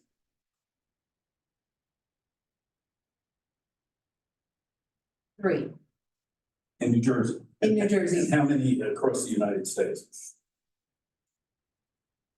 a total of 4. And do you find each application to be the same in all respects, or are they all different? Every application is different. I'm sorry, just speaking to the mic again. Every application is different. And the sites are all different, right? Correct. Did you ever testify to any sites where there was no rear yard or no side yard, in this case, the northerly lot line of Miss Constantino's house? I'm going to object, Your Honor. Mr. Chairman, there was no testimony on direct as to sidelines or anything like that. He's trying to revisit last month. I'm going to ask the board to exclude that kind of question. I'm okay with that. I think it's a unique site that there's such a short rear yard setback. I'm interested in the answer. Southern, is it the southern? Southern side, I correct the record, Mr. Chairman. That's correct. Have you ever had a site that essentially had 5 to 7 inches from the building to the adjoining lot line? That I testified to? No, And is it true that you could walk behind this building, which is the subject of 54 Bridge? Can you No. walk behind it? no, Why not? because of the lot line. And when you take that distance between the concrete building and Miss Constantino's lot line, do you feel that a police officer could run behind the building if there was a security issue? No, He could go over to Miss Constantino's property and get there that way, right? correct. But there's no way for a security officer or any police personnel to go behind this building to access the rear, which we now refer to as the southerly lot line, which is adjacent to Miss Constantino's law practice. Correct. And is there any way that when you look at that distance difficulty, that somebody could come that way to do repairs on the building? There's relatively no access, correct? Correct. And is it your intention to testify that the security plan that's been submitted is it's efficient based upon the use that you're applying for? Correct. Irrespective of the fact that only 3 areas of the building can be accessed? Correct.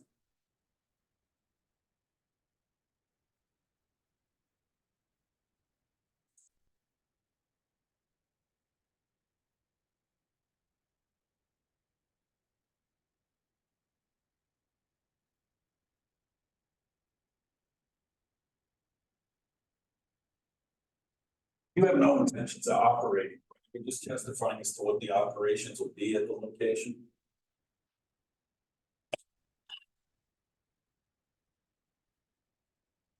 I'm not sure. You're not the operator at the location.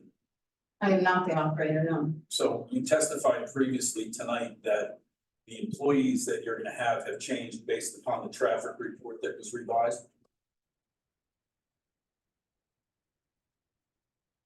Correct. And why was that? Why did you reduce down the number of employees? Because you felt that the site was not suitable for parking, or what was your reason for changing the number of the employees in the location?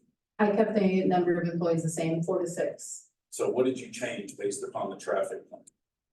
We just adjusted, I didn't have concise answers for the board for customers the last time. And so this time around, we made adjustments and had concise answers. So that way we could adequately run the operation.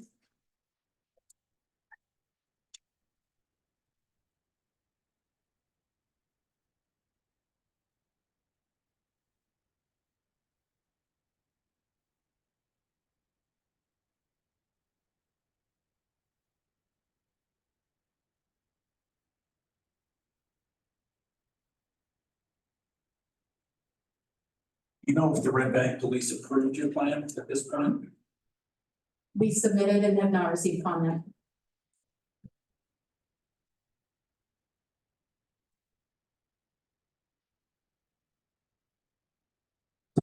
That there's gonna be a lighting change and the cameras are gonna be infrared, or the lighting, explain that new revision for the back of the building.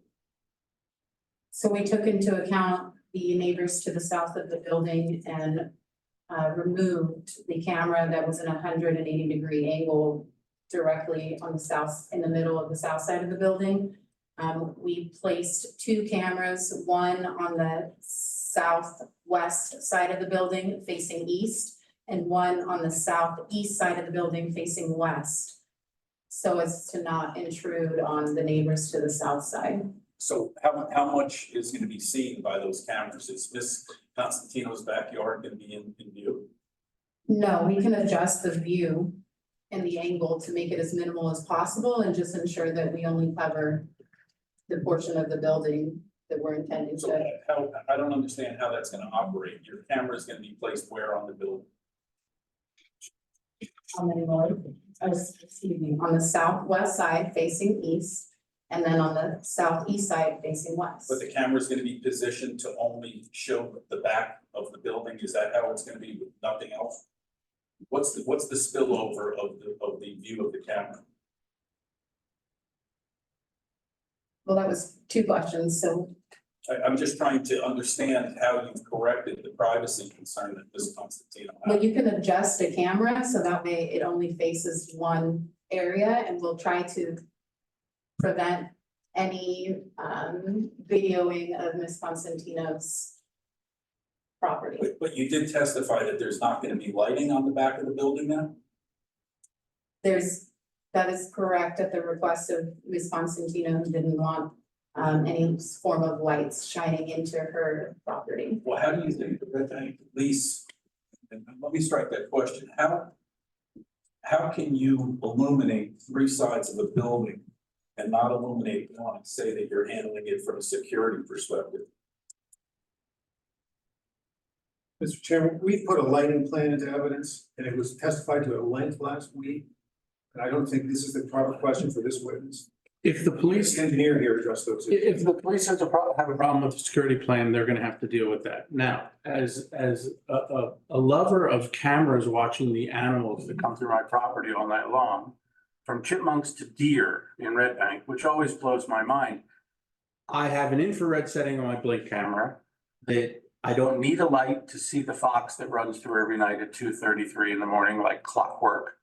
And I can restrict where my camera records so that I don't get all the cars driving by the street triggering my camera. So that's just me and my simple Amazon Blink cameras. So I'm going to assume that they're using better cameras than I am, and that blocking out portions of the view in a camera is incredibly easy to do if I can do it. So that's not expert testimony. I'm just saying that's how I do it. But they've got to satisfy the police in the state of New Jersey. That's why I wanted to question the witness on the security issues, Mr. Chairman, because it would seem that she may have solved Ms. Constantino's problems on privacy and lighting and exacerbated other problems with security. Well, this board doesn't drill into the security. We took into account Ms. Constantino's questions about lighting and cameras on her property because we were able to, and I'm satisfied based on what I know about cameras, and they've testified that there's not going to be any lights. and they're gonna restrict the cameras. If they're not able to do that, or that's not acceptable to the state of New Jersey or the chief of police in Red Bank, that's gonna be a problem they're gonna have to solve or come back here if required. I understand.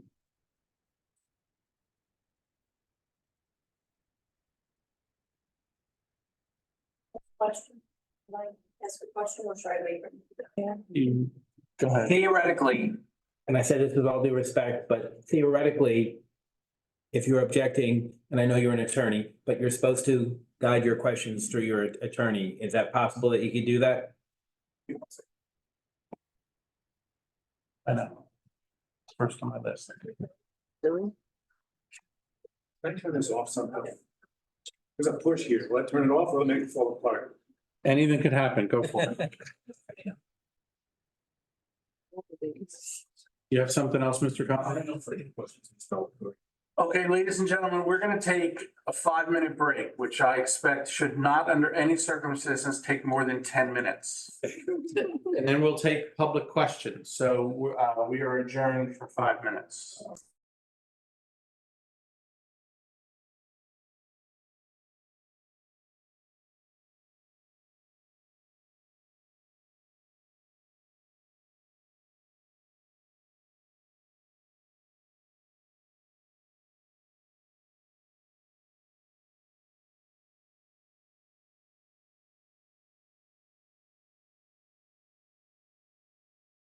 There's a. Wait for Megan, okay.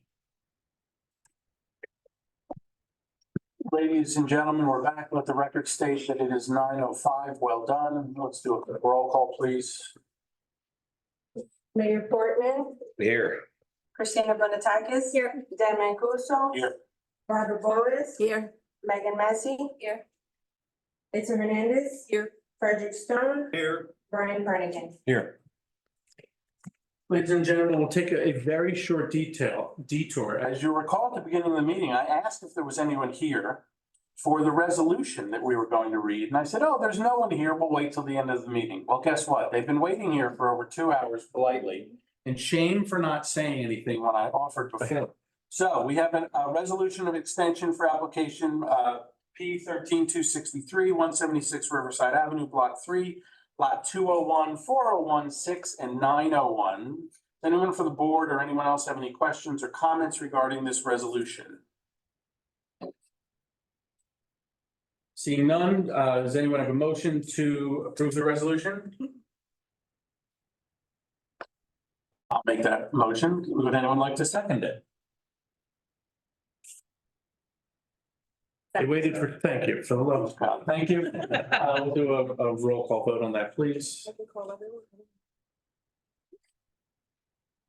call it, and then we'll cover. Have it ready. Then don't vote for it. Don't call. Christina Bonatakis. Abstain. Dan Mancuso. Yes. Barbara Boas. I don't know whether I was here. I'm sorry. I'll abstain. Megan Massey. Yes. Itza Hernandez. Yes. Frederick Stone. Yes. Brian Brannigan. Abstain.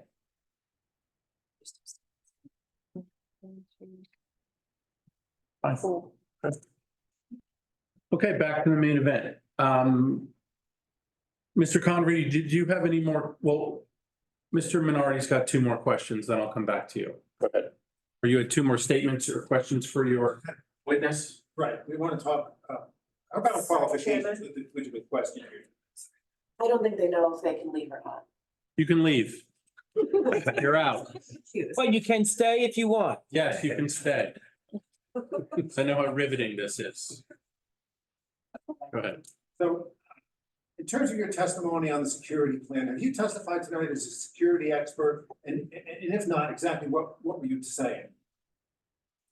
I did not testify on behalf as a security expert. I was just testifying to how the operation would work. Based on information from a security expert. And do you have information from the board as to what the New Jersey law requires in terms of security, surveillance and lighting? I do. New Jersey Administrative Code 1730-9.10 B, Section 10. Titled Security, there must be sufficient lighting to deter nuisance and criminal activity and facilitate surveillance. There must be reasonable efforts to not disturb surrounding businesses or neighbors. And video surveillance must be supported by adequate lighting.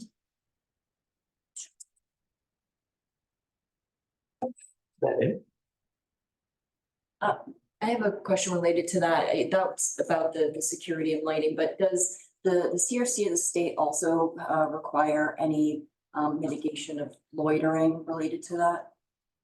Yes, no loitering is permitted on the premises whatsoever. And I mean, I ask because the location is next to a popular ice cream shop. It's a place that people congregate. Like, what is your general approach to lessening loitering on the premises?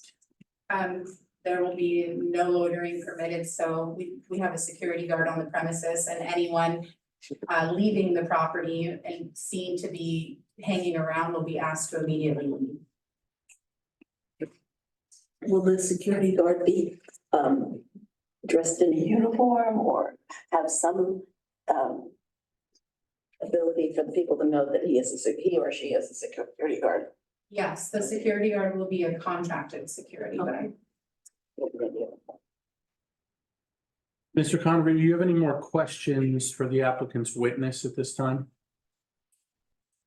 I just wanted to state for an objection for the record that I do believe that with the revisions that were made to the security plan, that we should be able to question the witness on the entirety of the security plan. I think that the fact that I was not here at the April 15th meeting shouldn't change that. There were certain things that were done to modify the plan.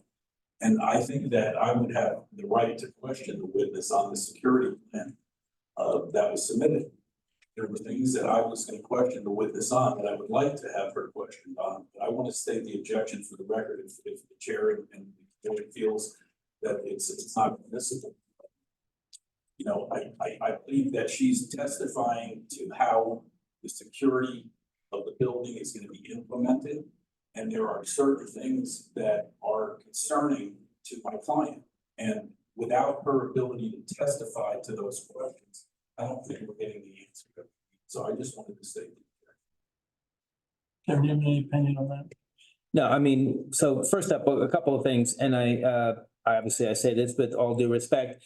So I know, Mr. Convery, one of your concerns is the witness expert in some of these fields. So just like if they were proposing a restaurant, the restaurant owner would talk about what odor control mechanisms are placed, what rodent control mechanisms are placed, where the grease traps are located and HVAC. Even though those people are not necessarily experts, well, now they do have an engineer and they have been some professional testimony. And the downside is, or the upside, depending on how you're looking at it, what Ms. Delatorre has testified to, if the application is approved, and again, I don't know if we're going there, but if it's approved, the box that she created and the operation that they're going to, the operational parameters that she has established are presumably going to be conditions of the approval. So that's all what that happens. So now, with regard to the question of the going back on the security, your objection is noted, and go back on the additional testimony. So obviously you're allowed to ask about any questions about the new changes. The ship has sort of sailed, but Mr. Chairman, it's a question of the board. If the board wants to reopen it, they can. I don't think they're obligated to, but if they want to, they certainly can. Does anyone from the board have any feelings about this you'd like to share about this issue of reopening? And so that I'm clear, Mr. Convery, are you talking about reopening regarding your previous testimony of security, or do you want the person that created the report or a security expert to testify? Not that they are required to do that. That's where I was going, Mr. Chairman, because like, for instance, there was testimony of this witness just now on Administrative Code Section 910, 1730-910. She's studying an administrative code that deals with security at that location. And our position is if you have three sides of it lighted up and you have one side that's not, how is that a secure location? Apparently, she is not qualified to testify to whether it's secure. And I understand the chairman's position that it has to be acceptable to the Red Bank Police Department from a security perspective. But our testimony tonight, from both witnesses, well, from our planner, is gonna go to the heart of those issues being towards this application. So, you know, I was at this point gonna ask the witness certain questions related to the security, but I don't believe she's qualified because they hired somebody to handle the report from the security perspective, and she's not a security consultant. So she's conveying the information that's in the report. It's no different than she spoke about the articles that were provided. There was no testimony on the content of the articles tonight. She testified that she provided them. And Which is what we asked them to do. Which I understand, and that's why, you know, I mean, frankly, Mr. Minardi's objecting because he says it's his position legally that they have nothing to do with tonight's proceeding, which is a legal position, and I think he's making a conclusion. And I think that our testimony tonight's gonna explain why. But, you know, at this point in time, I'm gonna defer to Kevin's decision on how he wants to proceed. I recognize I was not here at the last meeting, but I do believe when revisions are requested, it kind of opens up the door to going back to the initial plans with the changes that have been made. And, you know, I just wanted to say the objection at this point. Okay, and I understand that, and nothing's preventing you from bringing a security expert to counter that report. I understand. Okay. And Mr. Chairman, I would furthermore add, Mike, that after your planner and if you have a security consultant testifies, Mr. Minardi may cross-examine them and then he may choose to bring someone else back. So objections noted for the record. I understand. Thanks. Because newsflash now, we're not gonna finish this tonight. We have another applicant, it's 9:15. So I do want to ask anyone from the board if they have any more questions about Ms. Delatorre while she's here. Or regarding her testimony tonight. I have a question. Go ahead. Yeah. Turn on the. My microphone doesn't seem to be working. Just with regards to the HVAC, I think a little more clarity would be helpful. It's been stated that they're planning to locate it on the roof, but I don't think, unless you tell me otherwise, that there's any sort of system plan in place. What are the size of the units? Are there noise impacts, and what are the visual impacts? How do you plan to mitigate visual impacts? Particularly being that it's such a unique lot situation with such close proximity to the neighbors. I don't know, is there a second story bedroom directly next door to the building? Would it make sense to consider relocating them somewhere different on the site? I know right now there's a heat pump located at grade on the west side of the building, and there's two wall mounted exterior AC units on the front face. So I'm just looking for a little more clarity. So, you know, we could consider that. So our proposal is to put an rooftop unit, an RTU. It'll be subject to review by the municipality, approved by the engineer if necessary, the building inspector. It will be screened according to the local ordinance. It will have whatever sound insulation is required by code. It'll be designed by a mechanical engineer. And it'll comply in every respect. And that truly is about all we can do. Okay. Anyone else from the board have any questions? Does anyone from the public have any questions for Ms. Delatorre regarding her testimony tonight? You first, sir. I forgot your name. Come on up, Sam.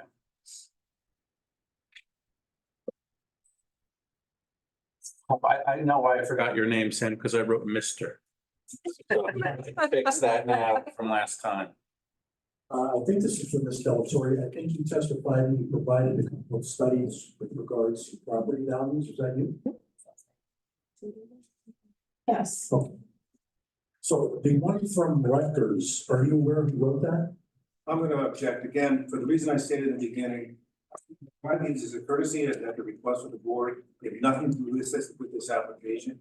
And I just don't see the point. Mr. Chairman, if I could, obviously, we as a board asked for those reports, and I do think, given the new, and as you've said, the controversial nature of some of the dispensaries, I think that we can allow some limited discussion on it. Now, if the applicant by her own admission is not able to answer that because she's not the author, that's a fully acceptable response. So within reason, we can ask, but I don't know. Sure. And the only reason they were provided, the only reason we asked for them is because they were referenced by the applicant at the last meeting that there were studies about these things. And so we said, great, send them over. So brief. Do you know who wrote those for records? Yes, Michael S. Hayes and Prakash Kendall. Right, it was a student paper. And do you know for what period of time this study was done? Wait a second, do you know whether that was a student paper? But it says in the document, I read it, written by a student with the help of his professor, I assume to look for spelling mistakes or whatever. Like, it wasn't the University of Rutgers that commissioned the study, it was a student. It does say that right on the cover. Something to that effect. So do you know over what period of time the study was done? It was done in 2022.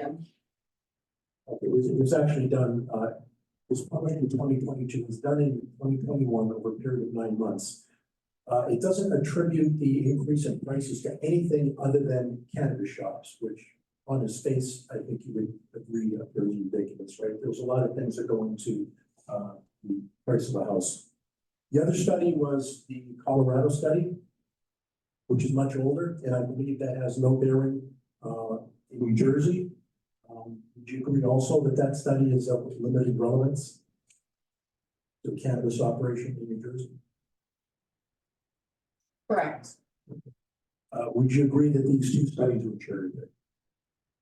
No.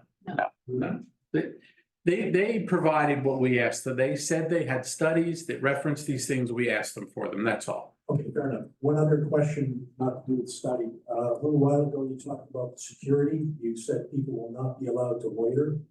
So if somebody is in the parking lot doing whatever, you're saying that the guard will come out from inside and tell them to leave the premises. That's correct. They're gonna leave the premises and tell them to leave the premises. That is correct. Okay, so if this person is sitting in their car smoking marijuana, they're gonna knock on the window and force them to leave? Yes. They are. Under what authority? They would ask them to leave immediately, and if they didn't, then the police would be called. Private property. I understand. I just don't believe that things being what they are, that anybody's gonna come out and ask anybody to leave. Thank you. Mr. Fabricant, you have a question? Thank you. On the testimony from tonight about, Wait till you're in front of the microphone, please. so, distillatory. You said there wouldn't be lighting at the back of the building, is that right? That's correct. And then you told us about the New Jersey statute that says that there has to be sufficient lighting enough to deter criminal activity, right? Correct. So no lighting is sufficient to deter criminal activity? There's infrared lighting attached to the cameras. No, that's a different issue. We talk about deterring criminal activity with lighting. Perhaps, Mr. Chairman, if I might, the way to skin this cat, since we're not security experts. I like cats, by the way. You know, let's not do that. We'll agree to reduce the lighting to the extent consistent with state law. We'll apply for it if whoever's in charge of these things allows it, then it'll be strictly infrared. If they say, no, you have to have minimal lighting and all these minimalists, they'll allow it. It's the best we can do. Do you have any other questions? Well, it's a new use that can't allow both. It has to, distillatory, a reasonable effort has to be made not to disturb surrounding businesses, correct? That's correct. And exterior lighting must be sufficient to deter criminal activity, is that correct? That's correct. If you have a property that's only inches from the line, can you achieve both? Yes. I disagree. Mr. Chairman, am I allowed to ask a question? You most certainly are. The property to the south, is it an existing residence? No, there's two properties to the south of the building. On the southwest side is a law firm, and on the southeast side is a security firm.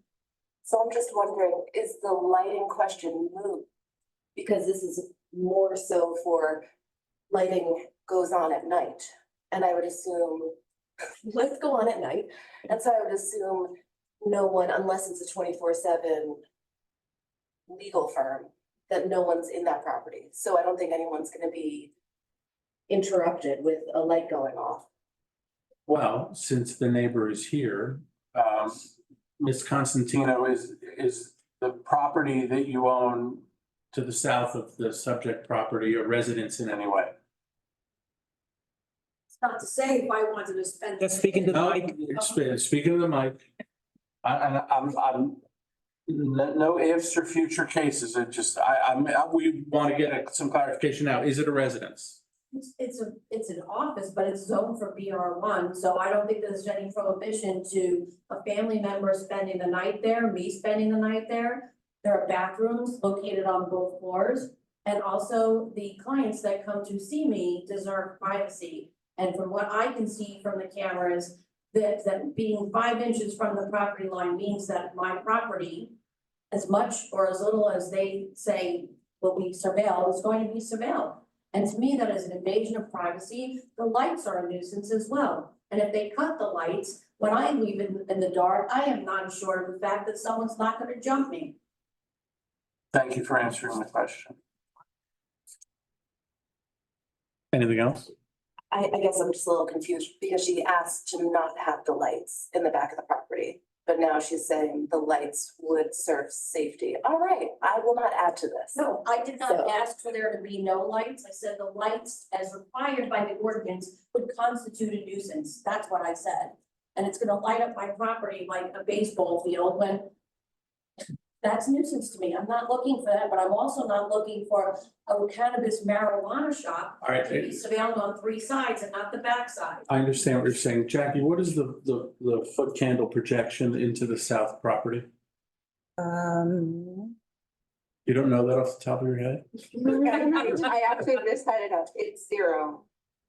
So there's a requirement in our ordinance that you, a property cannot shed more than a half foot candle, is that it? I believe so. I think it's Onto a neighboring, it's a half a foot candle, right? 0.5, it says. And you're saying that this is, the lighting plan shows 0 Correct. onto Ms. Constantino's property? Correct. Okay. Does anyone else have any questions? I just had one further sentence to add. I'd really love it if you did it through Mr. Convery. Thank you. Mr. Convery, what do you have left? You have 2 professionals? Mr. Klein. You know, I have Mr. President. And actually, Mr. Minardi, are you finished with your witnesses? I am, You're resting, I am, subject to, subject to whatever comes out. got it. So you're aware. My expert, Lee Klein, is on the other application. I'm sorry, thank you, whoever said that. That's here for both applications tonight.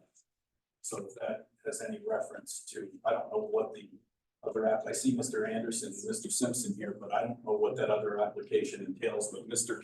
Klein is the traffic professional for that application as well. Even if we kept going with this application tonight, I don't think we're gonna finish it. We have another applicant here. So I think this is probably a clean break for us now on this application. If, everyone can do June 12th, we would carry this application to June 12th. If everyone is okay with that date. We do only have 1 meeting in June.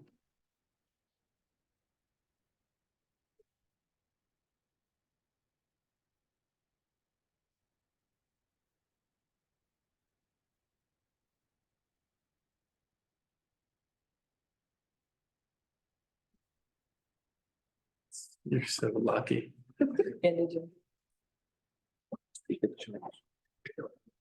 Straight but have it, Mr. Mancuso. Into the microphone, please. I know. I'm gonna give whatever donation I have to make. I'll- Yeah, boys and girls club. Mr. Castellano has a comment. The planner, I guess? He's our planner.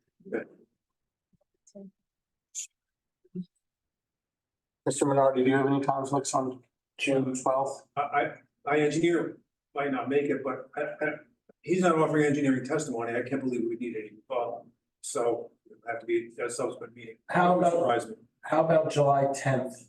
That's the following meeting. Why can't we do it in June? Their expert isn't gonna be here. I would afford you the same accommodation. So that's fine.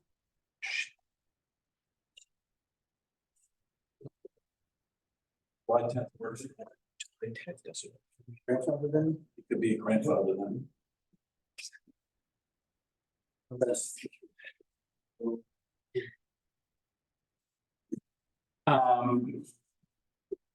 I'll make a motion that we carry this application with no further notice to the public to July 10th.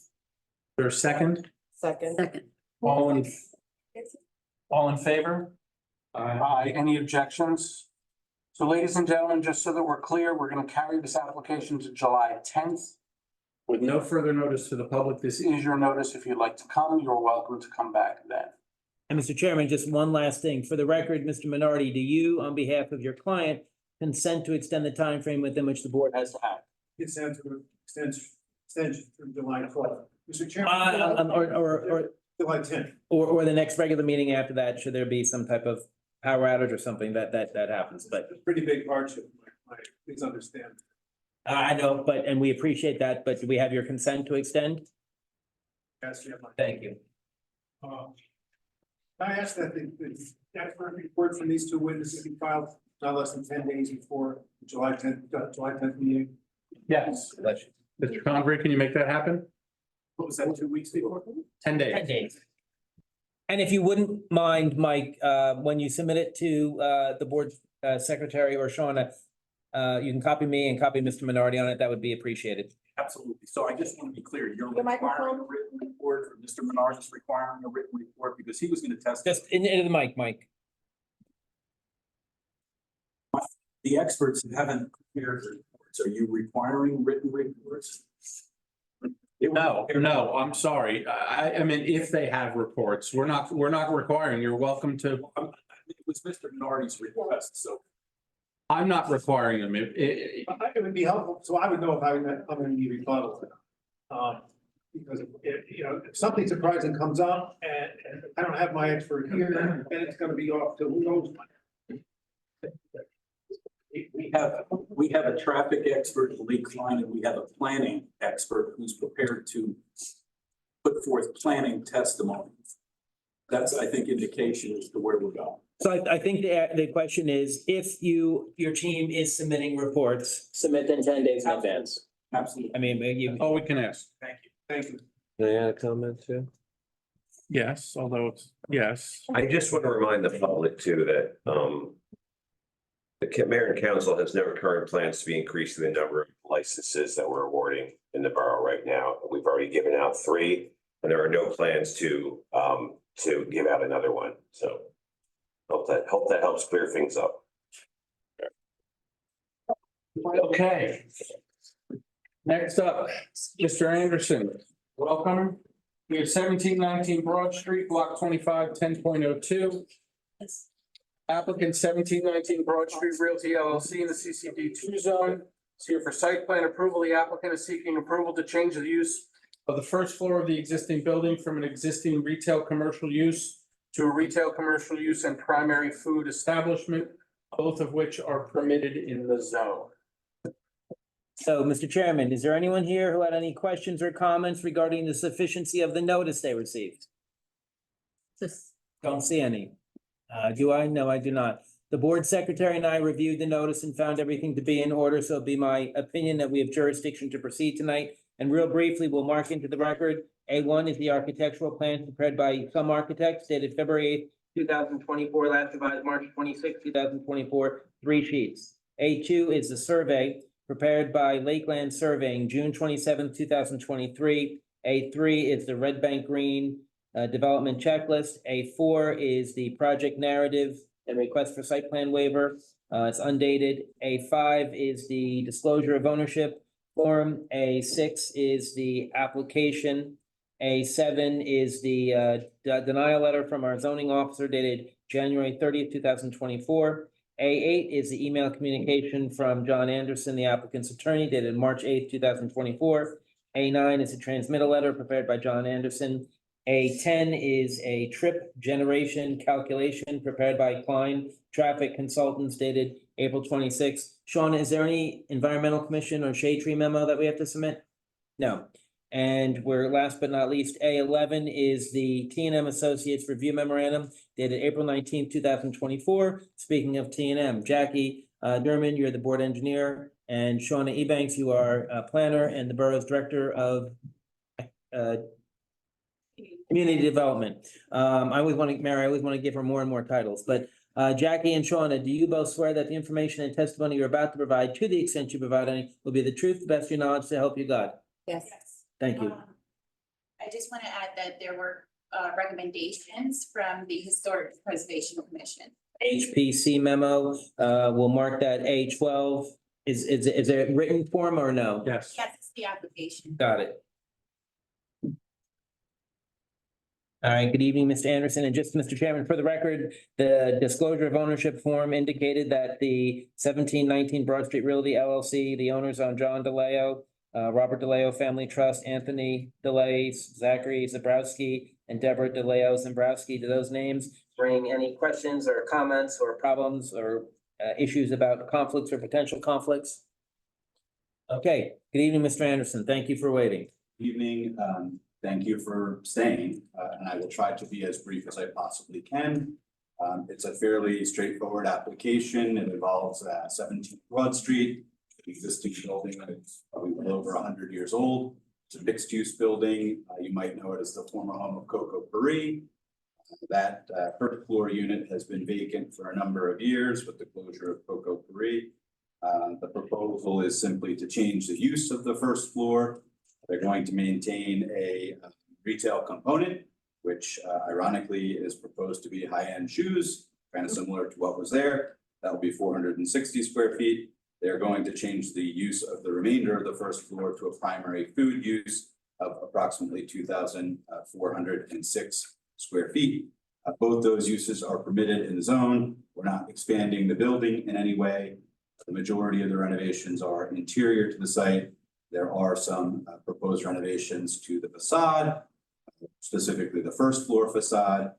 As Ms. Ebanks noted, the HPC has reviewed these proposed renovations to the exterior facade, and form says they conditionally approved it. My understanding under your new ordinance is they don't really approve or deny or condition, but that they make recommendations to you all.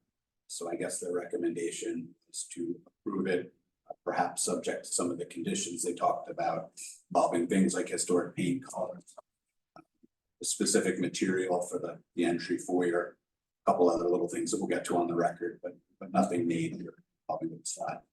The primary form of relief other than change of use, permitted uses, parking variance. There are 0 parking spaces on the site as it presently exists. There is no ability to get any parking spaces on site, so it will remain 0. We previously needed 12 parking spaces for retail use. The combination of the retail and primary food requires 26 spaces. So it's a 14 space deficiency in addition to our existing deficiency on the site. I have Mr. Norman Raiola seated to my right. He's going to testify very rapidly to operations and answer any of the board's questions about both uses. I have Mr. Simpson with me seated behind me. He's an architect and professional planner, and he will rapidly tell you about what's proposed and give the justification for the variance relief. We do have Mr. Lee Klein in attendance with us to the extent you need to hear from him, but he did submit a report. Suffice it to say that his conclusion is that any increase in traffic would be de minimis. He's got trip projection numbers for AM and PM peak for weekdays and weekend peak as well. If you need him to speak to it, he's gonna tell you it would not change any level of service on the adjacent. Thanks, Mr. Kennedy, for pre-marking exhibits. Let's have Mr. Rayola sworn. All right, Mr. Reynolds, can you just say your name and business address and spell your last name Norman Riola, REOLA, and business address? 17 Broad, Red Bank. All right, and do you swear that the information and testimony you're about to provide will be the truth, the best of your knowledge, to help you God? Yes. All right, and just for the record, in what capacity are you testifying? As a manager. Manager of the LLC or the restaurant? Yes. Of the restaurant, got it. Restaurant group, I'm sorry? restaurant group.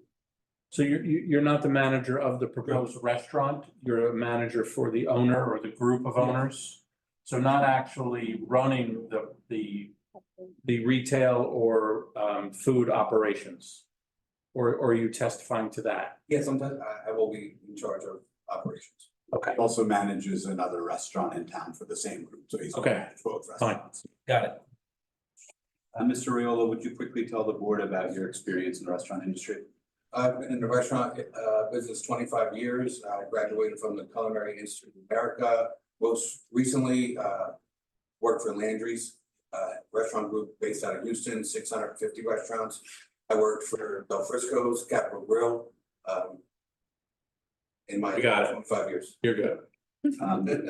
You're in your capacity as a manager for the restaurant group that intends to open this primary food use. Are you familiar with the proposed use?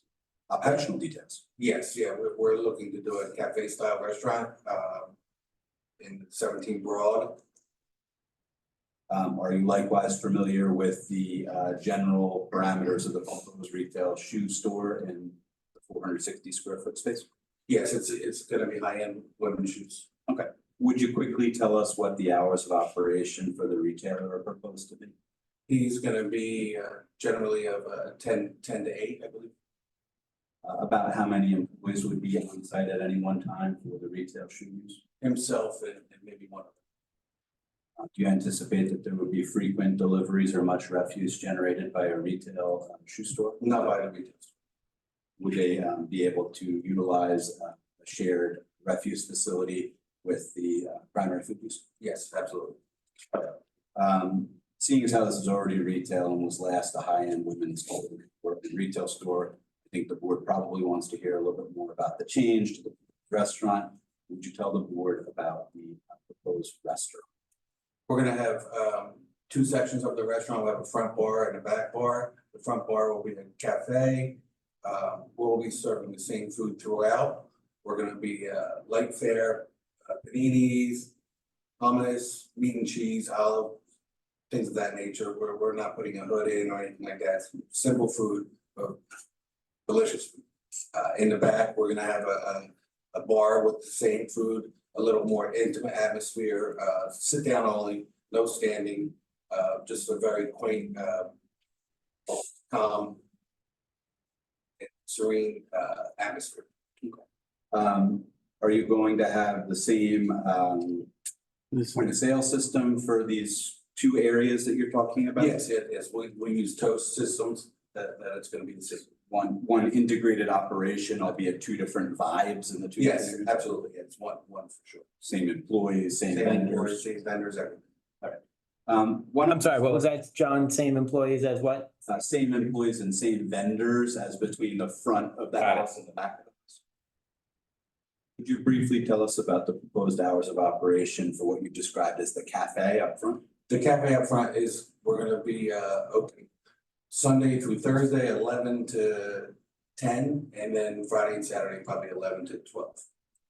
About how many employees do you plan to have at the cafe at any one time? 3. What about the hours of operation for the proposed back end of the building? The back end of the building will be Thursday, Friday, and Saturday. It's probably 7 to around 12, 1 o'clock. I'm sorry, 12 or 1? Is that what you said? How many? And just Thursday, Friday and Saturday? Yes. How many employees do you propose to have at the back end of the house? 3. You mentioned that, this is not going to be a standing room type thing. Sit down on So the Very food intimate. service, the alcohol service, to the extent you have alcohol, will all be seated at tables or seated at chairs? correct. Okay. The board engineers review memorandum raised an issue about whether you will do a primary food or a primary alcohol service. Is your testimony that your primary use and the majority of your square footage will be devoted to food service? Yes, yes, devoted to food. Alcohol will be a secondary. Correct. Let's see, will all of the refuse from the cafe and the back area be removed privately by carting service? Yes, At the restaurant's expense? correct. The proposal is to have a shared refuse area with what was formerly Catch 19 next door. Correct. Are you likewise going to oversee any renewed operations of the Catch 19 restaurant? Yes, I will be in charge of operations there also. You're comfortable that the site can handle the refuse generated by what was Catch 19 in addition to this cafe use you're describing and the retailer? Yes, it'll be sufficient. You're gonna utilize the same refuse company that's presently servicing what was Yes, I Catch will. 19? Mr. Anderson, real quick, are you sharing a liquor license or do you have a new liquor license for this site Speak to that. We will be sharing. with the Catch 19 space? I think that probably calls into question another aspect of the engineer's review memo. There's a door between the two spaces. Is it your testimony that that door is going to be for employees only and not general public? Just employees, yes. That may be an ABC requirement. I'm not sure. I'm styling myself as a liquor license attorney. Okay, I do not have any further questions of this witness, but I would invite the board to ask them. Anyone from the board have any questions for the applicant so far? Anyone from the public have any questions? Jackie, is there anything you want to go over at this point that we wouldn't use the architect for? No, I think my questions are mainly related to the renovations, the door, the stairway, the easement. Thank you. Will remain sworn. If anything comes up, you can certainly speak to it. Thank you, Mr. Raiola. Oh, Mr. Rail, I do have a question. Live music, do you plan any live music on site? Down the road, but not right now. Okay. Do we have specific regulations on live music or do we just make them up as we go? I looked at your ordinance. It's a little bit vague. I know that you don't allow or tolerate dancing over a certain. Footloose? I mean, geez, you sound like Kevin Bacon. That's the definitions in your ordinance, so I think it's pretty tight and pretty limited on when it comes to dancing. There may be a specific percentage, like not to exceed 5% of the space or something, if I'm not mistaken. Go ahead, Shauna. Very important. I don't give a shit about dancing. Section 490-1 noise disturbances. B, any place of accommodation that plays music where pre-recorded or live entertainment of its guests or invitees shall close all windows, doors, exterior openings, shall cease all exterior transom or broadcast of such music at 11 p.m. Sunday through Thursday and at 12 midnight on Fridays, Saturdays, and days preceding recognized federal holidays. So, Mr. Riello, you're okay complying with that? So Thanks. I only have a front door and we'd agree that it would remain closed when the music. Great, thank you. Okay, what do you got next? Got Mr. Simpson, both as an architect and a planner. Mr. Simpson. All right, good evening. Just state your name and business address, please. Certainly. Michael Simpson. Some Architects PC, 65 Monmouth Street, Red Bank. Good evening and good to see you. Do you swear that the information and testimony you're about to provide will be the truth, the best of your knowledge to help you God? Will be. And just for the record, you're testifying tonight in your capacity as? Architect and planner. Thank you. We are more than happy to accept Mr. Simpson is an expert in architecture and planning as he has testified before this board for decades. Thank you, much appreciated. Mr. Simpson, are you familiar with the proposed? Yes, Master plan? yes. Okay. You prepare the plans that are marked into evidence this evening as A1, I believe? I don't know what exhibit the number was, but yes, I did prepare the architectural plans that have been submitted. Do you have an updated plan you'd like to mark into evidence or that you'll refer to this evening? I have two pieces of evidence that we have circulated and brought with us for this meeting. One we can use and the other one, if we need it, we'll use it. All right, so the first is A13, and what is that? It is a board that represents two renderings of the exterior of the building. Prepared by your office? Prepared by our office. It's noted as sheet number A201, dated yesterday, 5/7/24. Thank you. Thank you, Mr. Simpson. All right, would you rather quickly just orient the board to the site inspection? Sure, the property is east-west oriented, very narrow site, just south of Front Street. And it continues from, Broad Street back to there's a little alleyway behind the building that services most of the other properties from this building out to the street. It also goes, I guess, Combs Alley. It also goes out to all the way out to Mechanic Street. Thank you. I described the building earlier as a three-story mixed-use building constructed over 100 years ago. Is that pretty accurate? Yeah, definitely on the money. It's late 19th century, early 20th century. When the building was constructed, it was modified for a one-story addition at the rear of the building. Originally built as a three-story building. And there were actually two different modifications to the building at one point or another. It was expanded. I don't know the dates of it, but it was expanded once. And that's a two-story section. And then the last small section, about 15 feet at the rear of the building, is just a single one-story section. Would you review from an architectural perspective how the applicant's proposing to improve the building? Yes, it's really kind of cut and dried. It's being gutted on the first floor from the previous Coco Paris retailer. They're eliminating the staircase, which has raised the question, I guess, from T&M's point of view. The stair that was in the building was servicing primarily only the retail use, which at the time was going on two floors, actually from the basement to the second floor. These uses are going to be on the first floor only with limited storage, really being used in the basement. There'll be some cold storage in the basement, but there's no functional space in the basement anymore. And then the second story space has been permitted separately under a separate development permit as a personal service establishment at the second floor. So there's no communication and no connection between what's happening on the second floor and what's going on the first floor for either the retailer or the primary food.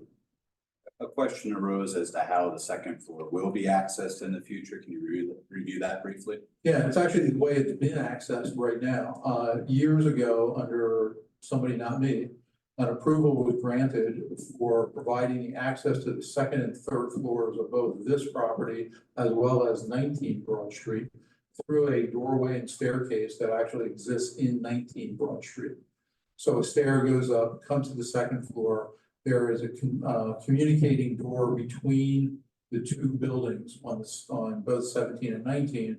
It is fire rated and closed properly.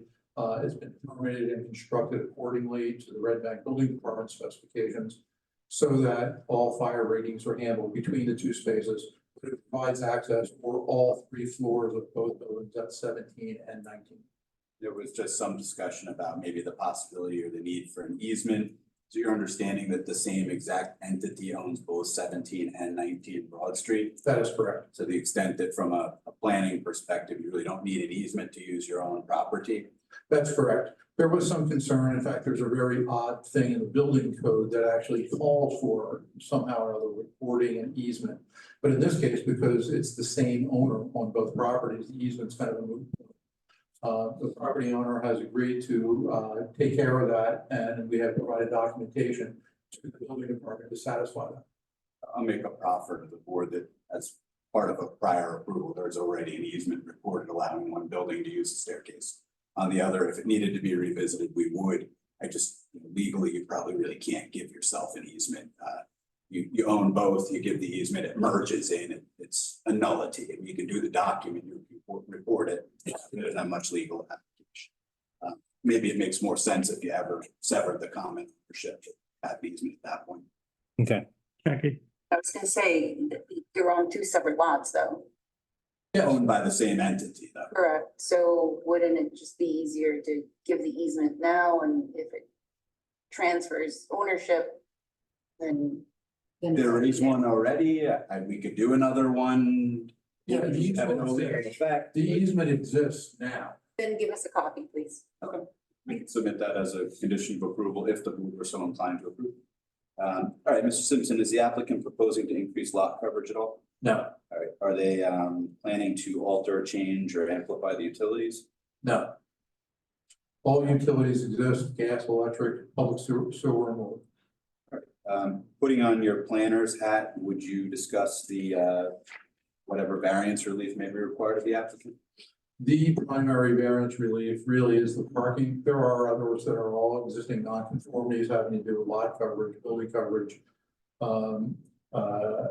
setbacks, et cetera. All those are pre-existing conditions. None of those are being changed. The primary one is the change of parking. It's common up and down Broad Street from actually within the entire CCD2 zone that all the buildings that have been built over the course of the last 2 centuries really do not have their own parking. We do have an illustration we can provide as an additional illustration for this, which is showing where all public parking facilities are within 750 feet of the site.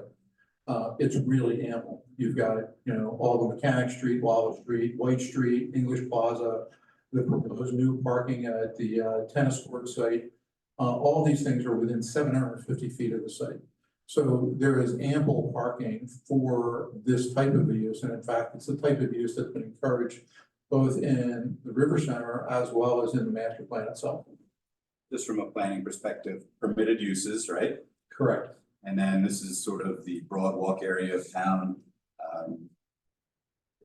Some part of the broad walk certainly involves the dining aspect. Do you think it's an appropriate use to sort of complement the existing mix of uses on the broad walk section of the CCD zone? Not only is it complementary, I mean, I think Mr. Rayola was being very modest. As the conversations we've had about the use, really to try to create an atmosphere that was much more, the phraseology I used was left bank. Okay, we're in red bank, but there's a very sort of missing quotient here. The idea is to create something that a family can come to during the daytime and have light meals and appetizers, almost tapas-like, but using paninis, et cetera. And a very, very light dining experience that you might experience if you were on the left bank in Paris. At the same time, there is a desire to create nice, quiet places. My wife and I go crazy with the idea that many of the restaurants and facilities in town tend to be very loud. The goal here is to create something that's not that. Create something that's very low-key and more of a Paris cafe kind of look. Would you review the legal standard really briefly, the variance? Really briefly. Yes, we have a C1 variance we're asking for.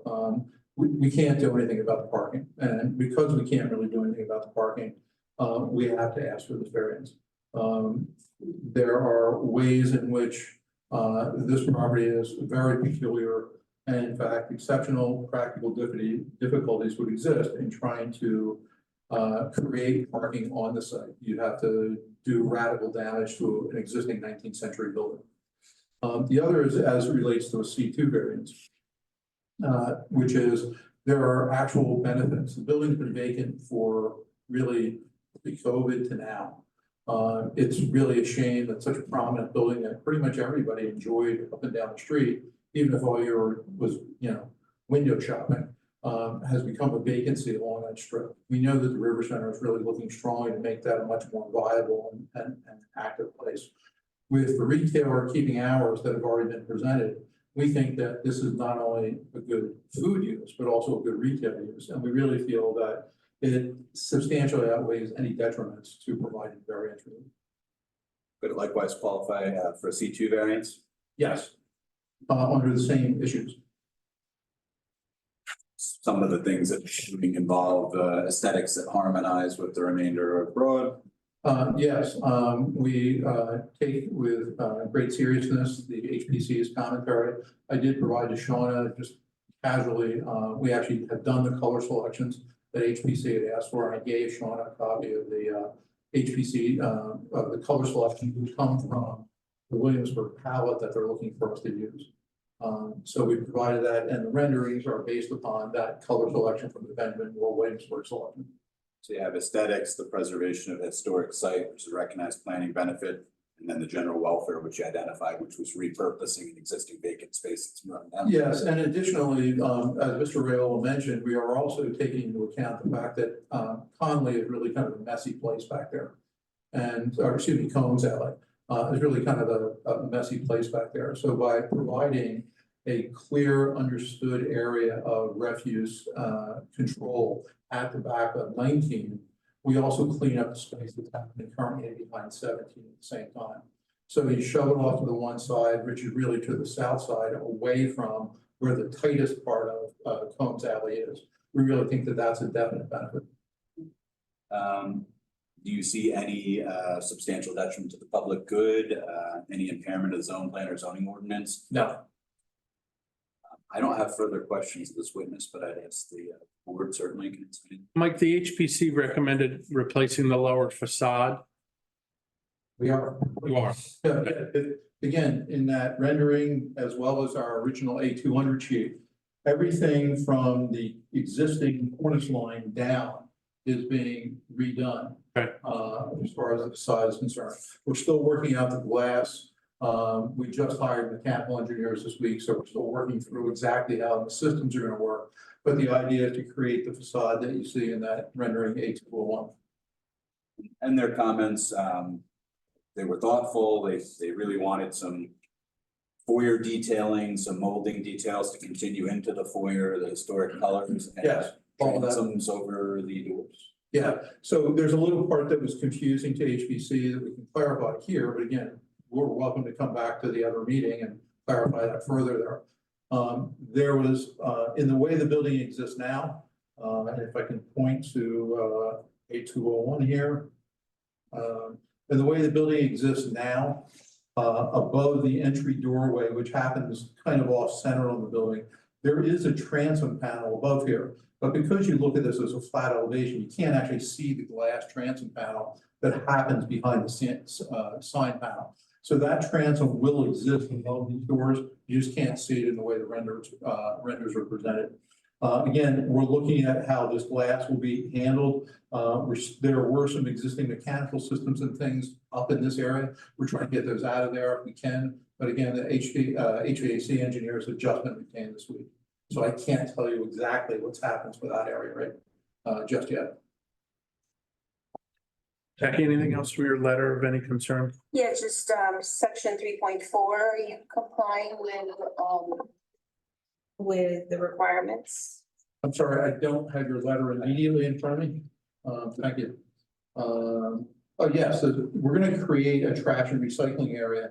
And my apologies, I do not have the detailing for that, but we would make that a condition of approval, is that we'll provide detailed documents of that trash enclosure. We've been going back and forth on how to do that because it's such a tight space back there. Our thinking is that it's gonna be a board-on-board type arrangement, as has been done in other locations in Red Bank. We're dedicating an area of 5 foot by 12 foot for no less than quarter, what do you call it? I guess it was 4-yard dumpsters we were looking at, to be able to handle those inside of that enclosure. And that would handle both 17 and 19. And the site's a little bit unique because when you have 17 and 19 together, there is a little bit of open space behind them. As I was looking at all the other sites on that particular block, going from front to Mechanic, we really are pretty much the only building with frontage on Broad Street that has a little back area where you can get that refuse enclosure. Everybody else, I think, is just doing open dumpsters within the public alley or bins or barrels within the public alley. So as far as our pier lots, I mean, you have what was the former Red, you have the sushi place. They're doing food and they don't have the type of facilities that we're gonna be offering or that Mike could submit as a condition. Better than the piers on that block. Will you be requesting a waiver from the landscaping requirement, the buffer requirement then? It would be, I have no, yes, the short answer is yes, well, that's for the waiver, because there's virtually no way to handle landscaping on the site. Currently, there's a street tree directly in front of the building, and there are two of the River Center benches directly in front of the building. Those are not going away, those will stay. The tree flourishes pretty well. It's a reasonable facsimile of that in our renderings. But there's really no other place to get any kind of landscaping behind the building, and I think putting any additional street trees in that location is not an advantage for the street. About the only thing you see with the buildings on Broad Street, sometimes they participate in the River Center program where you can purchase a pre-planted pot that one of the local garden clubs tends throughout the spring and summer. We certainly would encourage that, but we don't want to be able to kind of create any problems as far as access in and out of the doors either, so. Sure, we wouldn't object to waiver for the buffer requirements because the site is very tight. Okay. Just one more thing, sorry, to access the dumpster area, you talked about the alley from Mechanic and again, the easement, you have the right to go through those properties. So actually, we touch directly upon Combs Alley, which, if I understand it correctly, appears to be public. It's shown and labeled and named on your tax map. It looks like almost like a street for all intents and purposes. Yeah, I could be mistaken, but that was the impression it gave off. And Mr. Simpson, I think you had a key map, including the tax map as it's shown on it. Yeah, if you look at the, on our sheet A01, you'll note that our tax map, number 4, indicates Combs Alley as running directly through our client's property. So currently, the buildings from 1 Broad Street all the way to 21 Broad Street get some level of access through Combs Alley for their servicing. I might as well introduce the other exhibit. I don't really want to keep adding exhibits, but it's probably helpful for the board to see this. That's A14, and what is A14?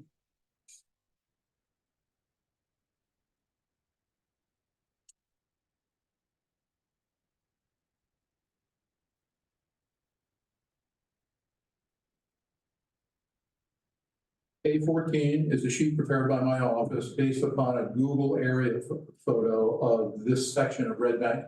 It is labeled sheet number A002. It illustrates several things. One, as I noted before, the parking that I talked about that is, in close proximate to the site. And it also illustrates just what is going on behind the building here. So you have Combs Alley that cuts through from East Front Street all the way over into Mechanic. I dare anybody to bring a vehicle through there, although I've done it once. I did it this week when I was reviewing the site, pickup truck.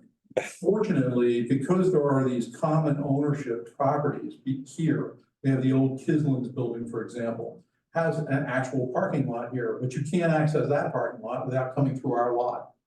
So there's a number of different it's not unlike, in fact, what I think is referred to as the Great Swamp Lot, which happens further south of here, which is happening kind of in between all the buildings on this more southerly section of Broad Street. In order to service any of these buildings, you have these little alleys.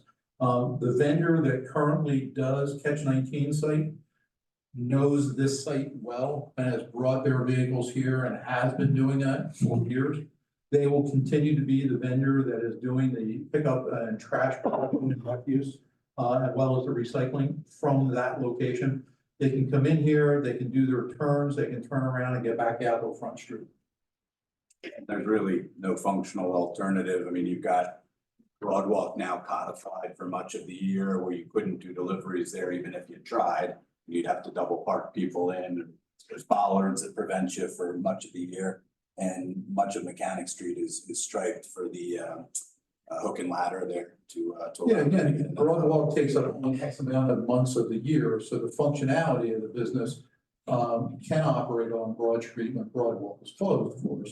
But the real intention is to make sure that all the trash and refuse is being handled and service is being handled from the real building on Combs Alley as it has been serviced for a century. Sorry, one last. Sure. Promise, I'll be quick. I just, ADA compliance for the second door that you're cutting. Do you have any issues with that? I noticed that there's an elevation change. Yeah, and it's the same, it'll be the same elevation change. It's less than a 7% rise. Okay. So that's less than the 1 on 12 that would be required under the ADA.